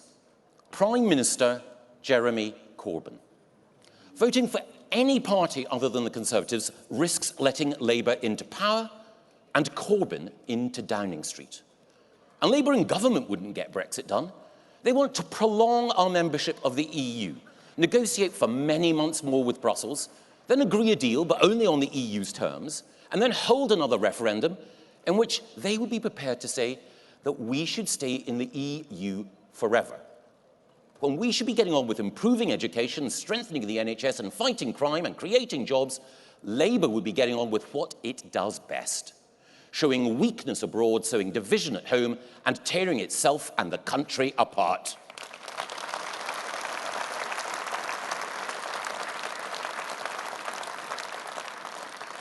You simply need to look at Jeremy Corbyn's record. How can we let a man who supported Sinn Féin IRA be in charge of our nation's security? How can we let a man who thinks that we shouldn't have immigration controls be in charge of our borders? How can we let a man who thinks we should punish companies for being successful be in charge of our economy? And how on earth can we let a man who's indulged, accommodated, and excused the most terrible anti-Semitism be in charge of our democracy?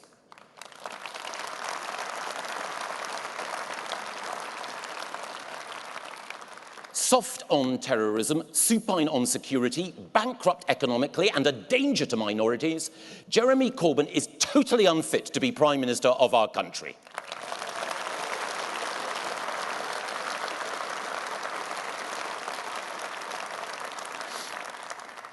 Yes, these are testing times. But when our party and our country have been tested in the past, we have met and mastered the challenges of our times. Conservatives rose to the challenge of the Industrial Revolution with the courage to cut tariffs and with the compassion to pass laws to protect factory workers. Conservatives responded to the turbulence of the 1930s with investment in health and housing for the poorest and the resolution to rearm in the face of dictatorships. Conservatives also reversed the decline of our nation in the 1980s by spreading wealth, extending home ownership, increasing educational opportunity, and facing down Marxism at home and abroad. And of course, after the great crash of 2008, it was Conservative leadership that repaired our economy, reformed our schools, helped millions into work, put rehabilitation at the heart of justice, fought climate change, enhanced our environment, and held the light of liberty aloft while freedom came under attack across the globe. Now we have the chance, this generation of Conservatives, to embrace a new decade of renewal, to make our country the best in the world for education and science, the best in the world when it comes to using technology to banish hunger, fight climate change, and end poverty, the most civilized, tolerant, and welcoming home to people of all backgrounds, the most creative, imaginative, and entrepreneurial place on earth, a nation renewed and a mission to lead the world. That is our challenge and our calling. Let us be worthy of it, together.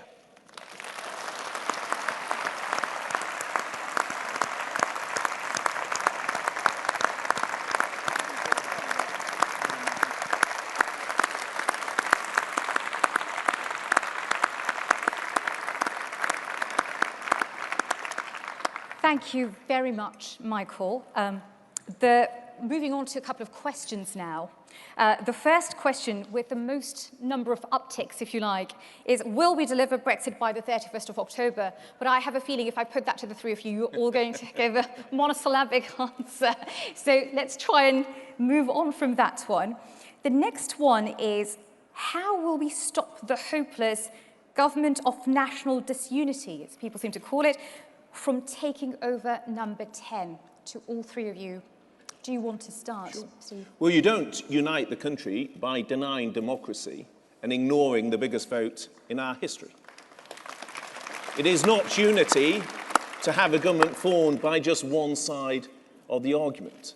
And the biggest issue in terms of the rise of populism is parties that don't respect democratic decisions. So that is why we will be out on the 31st of October, because we are a party that will always trust the people and deliver on their vote. Well, the problem with the initials Government of National Unity is it makes a GNU. And some of you will remember Flanders and Swan, the nicest work of nature in the zoo. And it seems to me that is an appropriate place for a GNU, not 10 Downing Street. And it is, of course, as Steve was intimating, actually, not unity at all. It's a Ramona coup, isn't it? It's to try and frustrate and stop what 17.4 million people voted for. And the comeuppance they will get, if they defy the electorate, will come in the ballot box when we come to a general election. So fear nothing that they try to do, fear nothing of their schemes and their stratagems, because ultimately we will have a general election. And parties that deny democracy get into great trouble when people have the chance to vote. And I would have thought the Liberal Democrats, after their experience of coalition, would be wary of going into coalition with Jeremy Corbyn. The last 2 times they tried it, they got wiped out in ensuing general elections. How sad that would be.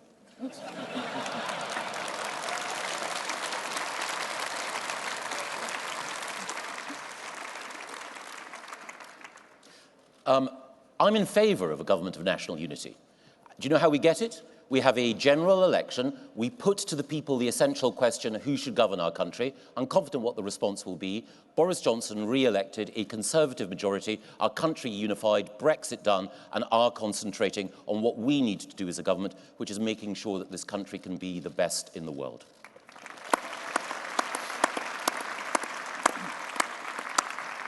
The next most popular question is, what progress is being made in the Brexit talks. And if I may please add a sort of supplementary onto that, given that the Prime Minister has said today that it will not, when we see a deal, it's not going to be a return to Mrs. May's deal, how confident are you that it's actually going to be a substantially different deal? Perhaps we should start with Michael. Well, Steve is in the lead in these negotiations, and Steve and Boris and Dominic Raab have secured big changes in what the EU have said that they would be prepared to do.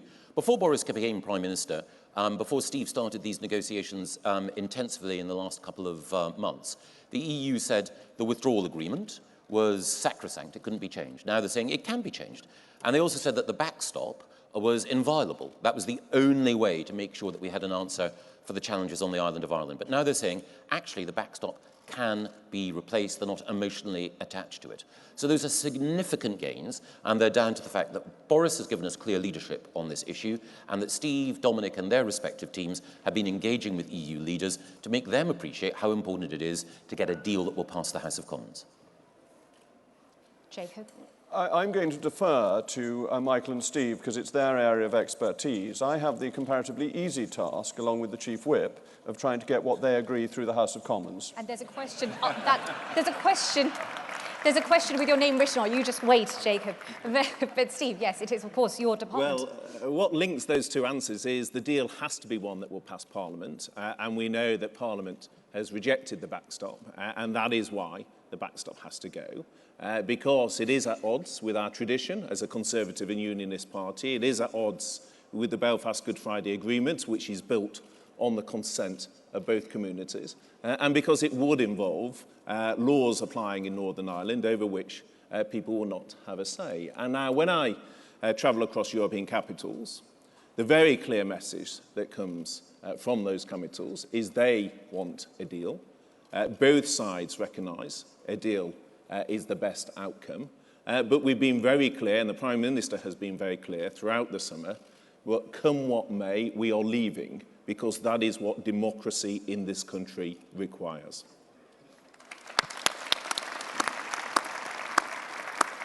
Thank you. I think with that we can move on to our second speaker. And please, Jacob, the Right Honourable Jacob Rees-Mogg MP, the Leader of the House of Commons. Thank you.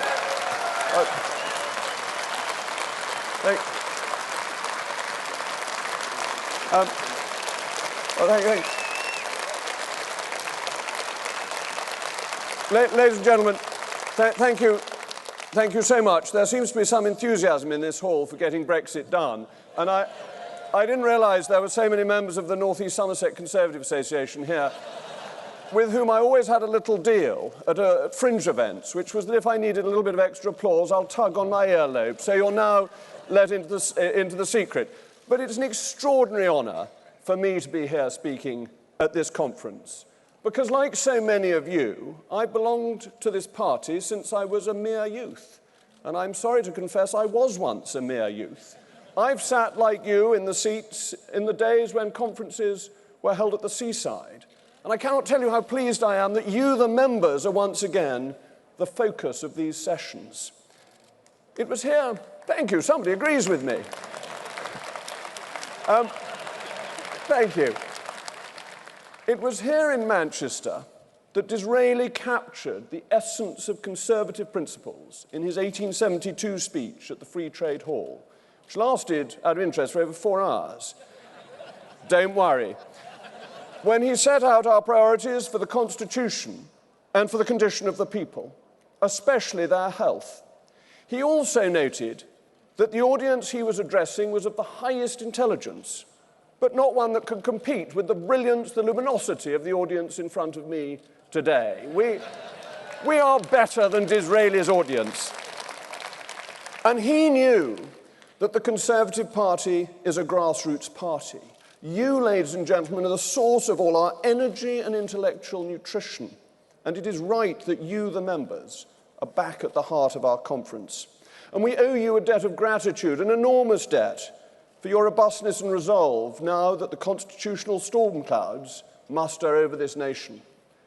We feel a bit like Gulliver, tied down at Lilliput, tied down by a ragtag, motley collection of feeble, footling, feckless politicians, all in desperate pursuit of a single unworthy aim, to renege on the solemn promise they made to the British people and to try to cancel the largest single democratic mandate in our history.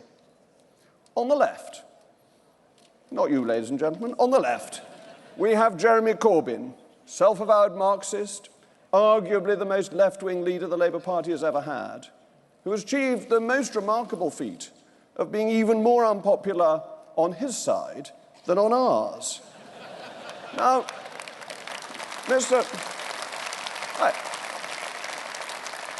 I never thought I'd get such applause for Jeremy Corbyn at a Tory party conference. Mr. Corbyn would have the public believe that he is a man of principle.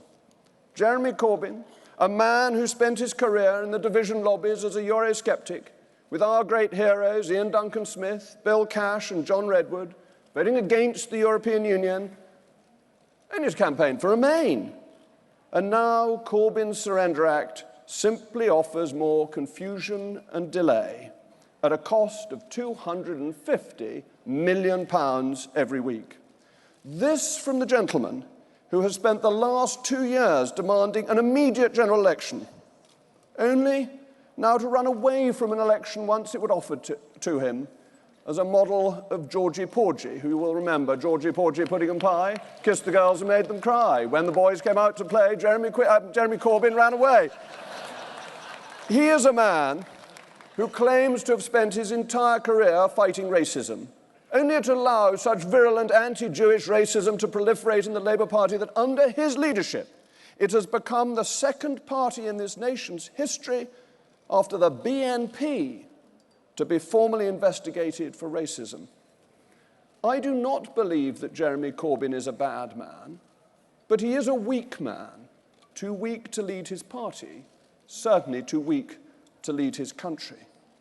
And behind him there may be stronger men, like Sir Keir Starmer, poised as if Brutus, stiletto in hand, awaiting the moment to strike, striking, of course, being something the left are quite fond of, the supposed mastermind of Labour's Brexit policy, whose much vaunted helmsmanship has steered the Labour Party into the implausible straits of claiming they want to negotiate a new deal with Brussels, then to campaign against it in a referendum to remain in the European Union. That is Labour logic for you. In friendship false, implacable in hate, resolved to ruin or to rule the state. Those words were from the time of Charles II, and I think they apply to the Labour Party now. But let us not forget the middle muddle, where we have Joe Swinson, Liberal Democrat by name, but not by nature. Liberal in accepting the yoke of Brussels, democratic perhaps only in her own mind as a figment of the imagination, because it is they who take the extreme position. They want to cancel Brexit entirely without giving the people a say. And then on the right, we have the in many ways admirable Nigel Farage, who sent to Brussels, I think, the finest politician we have ever sent to the European Parliament, in the form of my sister. And I shall report back to Annunziata that she got an even better chair than Jeremy Corbyn at the Tory party conference.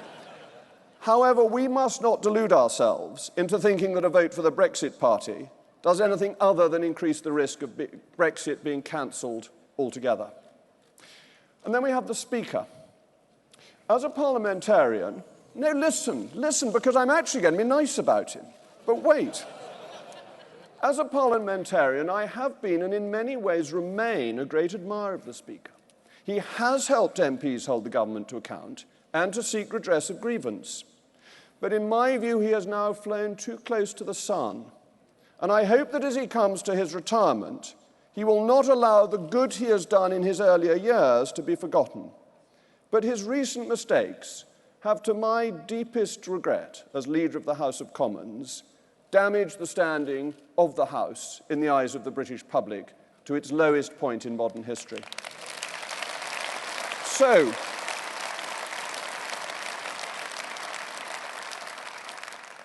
how can this impasse created by Mr. Corbyn and friends who wish to cancel the referendum be resolved?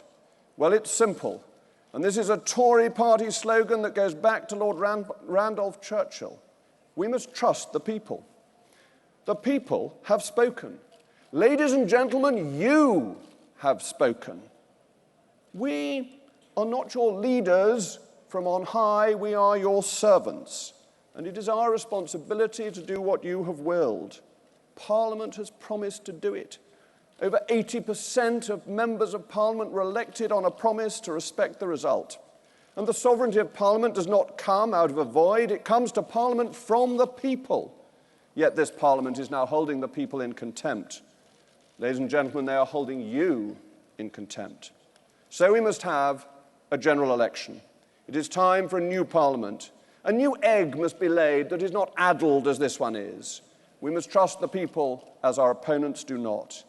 And it is only a Conservative government led by our fantastic Prime Minister that can get Brexit done and deliver on the people's genuine priorities, because Brexit is a means to an end, not an end in itself. So boosting the NHS, providing more police on the streets, creating more good school places, and cutting the cost of living. So let me conclude as I started with Disraeli. Disraeli set out the glorious balance of our Constitution. That balance has been disturbed, distorted, and displaced. And it is our responsibility to restore that balance once more. And that will be done through a general election, through the good sense of our masters, the British people.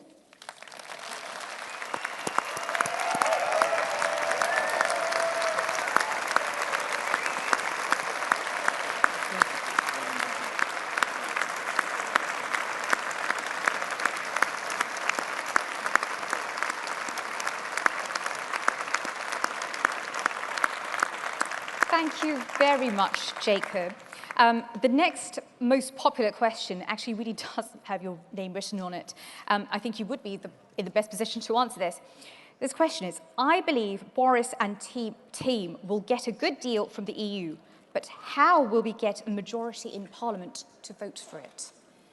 It is a very important question, but I think the mood has changed in the country at large, that everybody now wants to leave and start talking about other things. And I think that's true in the House of Commons as well. And I think if the DUP are happy with the deal, there'll be very few Conservatives, including those who are without the whip, who are then against a deal. And at that point, there are a number of people in other parties who think that, yes, we must now just finish this. You're all great Brexiteers. You've got the fantastic posters to hold up. Thank you very much. Who here wants to stop talking about Brexit and talk about other things after 31st of October? Hands up.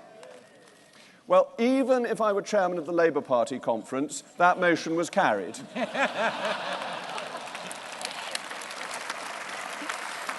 I'm a little bit, sorry, but I'm a little bit conscious of the time we have left. So if Michael or Steve have nothing burning to add to that in response to that question, please may I now ask the Right Honourable Steve Barclay to address the audience.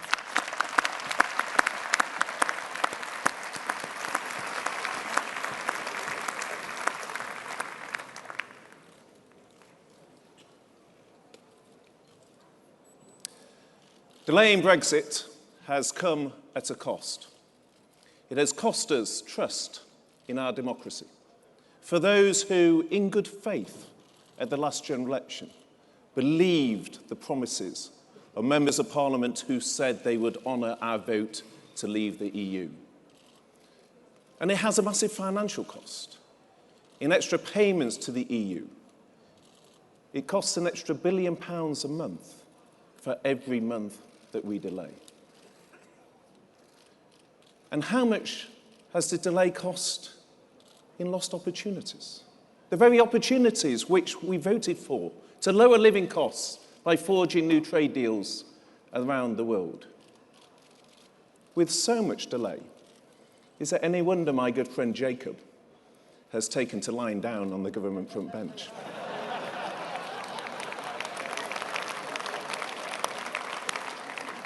But there has been one immediate cost from delaying Brexit. The prolonged uncertainty has caused worry and concern to over 3 million EU citizens living in our country. For those EU citizens living here, I have a direct message today. You are not part of the negotiation. Your life and livelihood in the UK is not in doubt.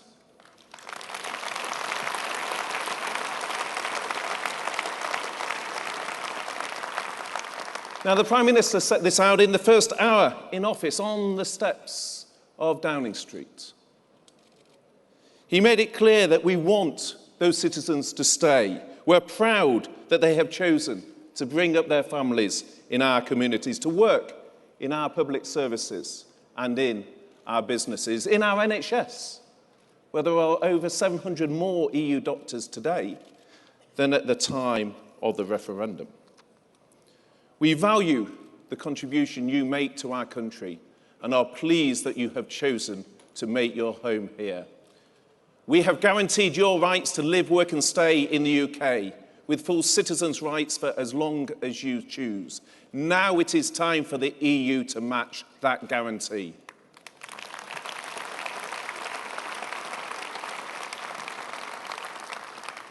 Now, I'm sure, conference, I'm not alone in being familiar with the refrain, despite Brexit. Yet despite Brexit, we have record low unemployment and the highest inward investment of any country in Europe, despite Brexit. Just last week, London overtook New York to become the #1 city for investment in fintech. And despite Brexit, Jaguar Land Rover has just opened a state-of-the-art car design centre, delivering a £500 million vote of confidence in Britain. It's time to stop apologising for Brexit and unleash the opportunities it offers.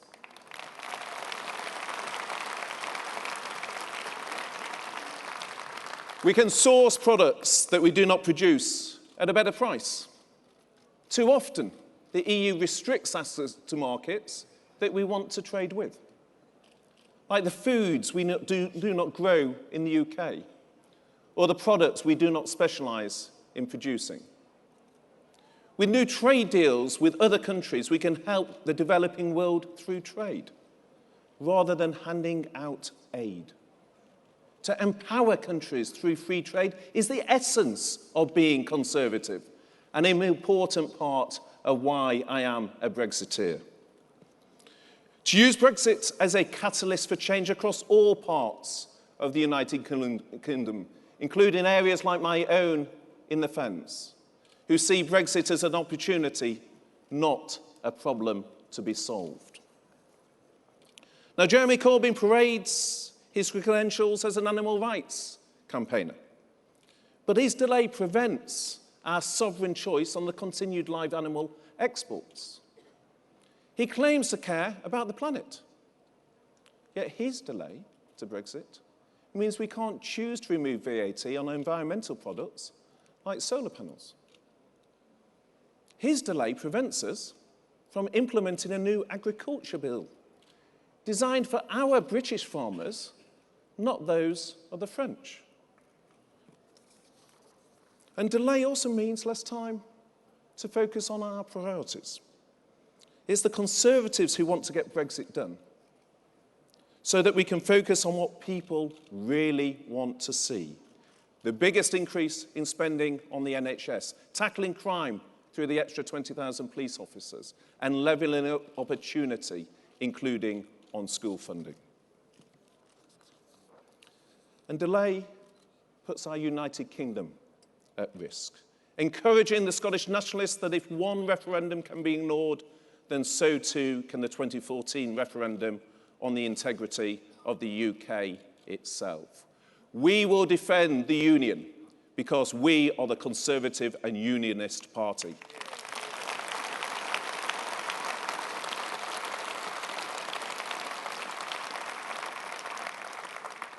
And what do Labour want to have more delay on Brexit for?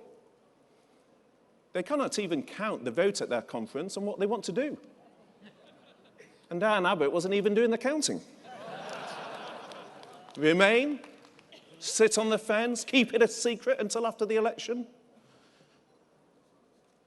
Labour don't trust the people, and that is why the people cannot trust them. Labour ignore the votes of the many because they prefer to listen to the opinions of the North London few.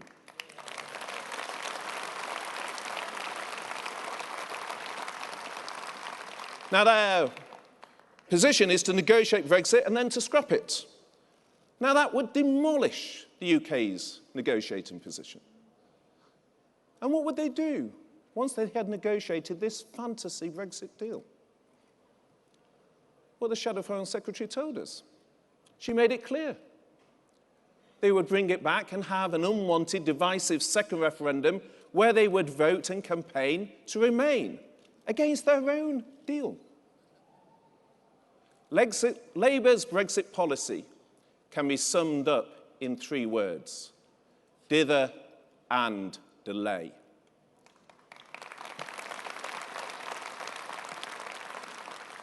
And look at the so-called Liberal Democrats. They want to revoke Article 50 without even letting you have a say. Now, the Liberal Democrat position is now so extreme, it's even been rejected by the Green Party. The Irish Deputy Prime Minister said on Wednesday that there are solutions to this, but it is a matter of political will. Well, I agree. The Commission has said that it's open to creative and flexible solutions on the border in Northern Ireland. I am too. President Juncker has said he's not wedded to the backstop, nor are we, so let's abolish it.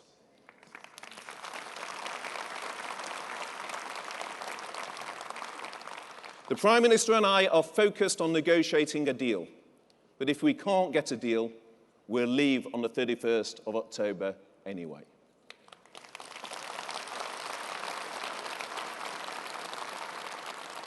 Michel Barnier once said, the clock is ticking. For Jeremy Corbyn, the election clock is now ticking very loudly. Our communities should not have to pay millions for each further hour of his delay. We as Conservatives know that it's your money that he would waste. We need to get Brexit done, and with this Prime Minister, we will.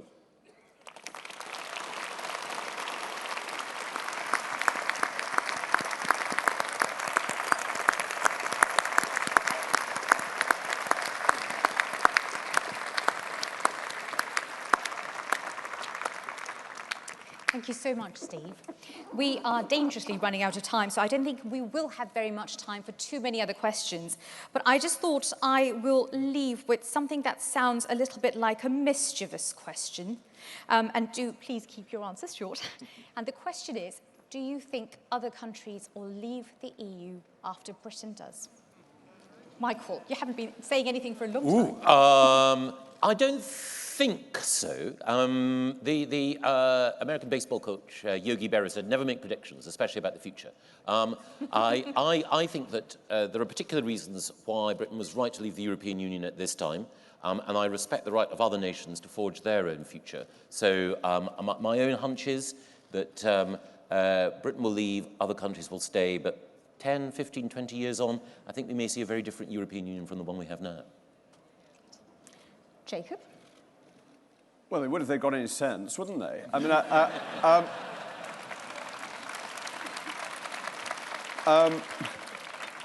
but that's not a forecast. I mean, I think the problems with the euro are so deep-seated that the current euro project, European Union project, can't last long into the future, but things often last longer than one anticipates.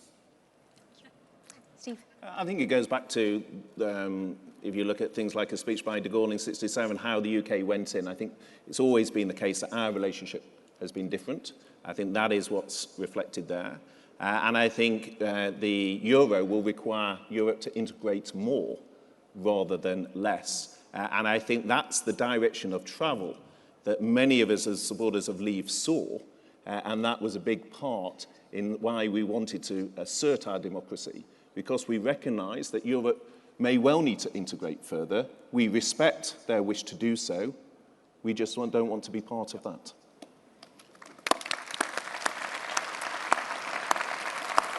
Michael, Jacob and Steve, thank you so much. That was wonderful. And thank you so much for being here today, ladies and gentlemen. Please give a round of applause to our wonderful panel.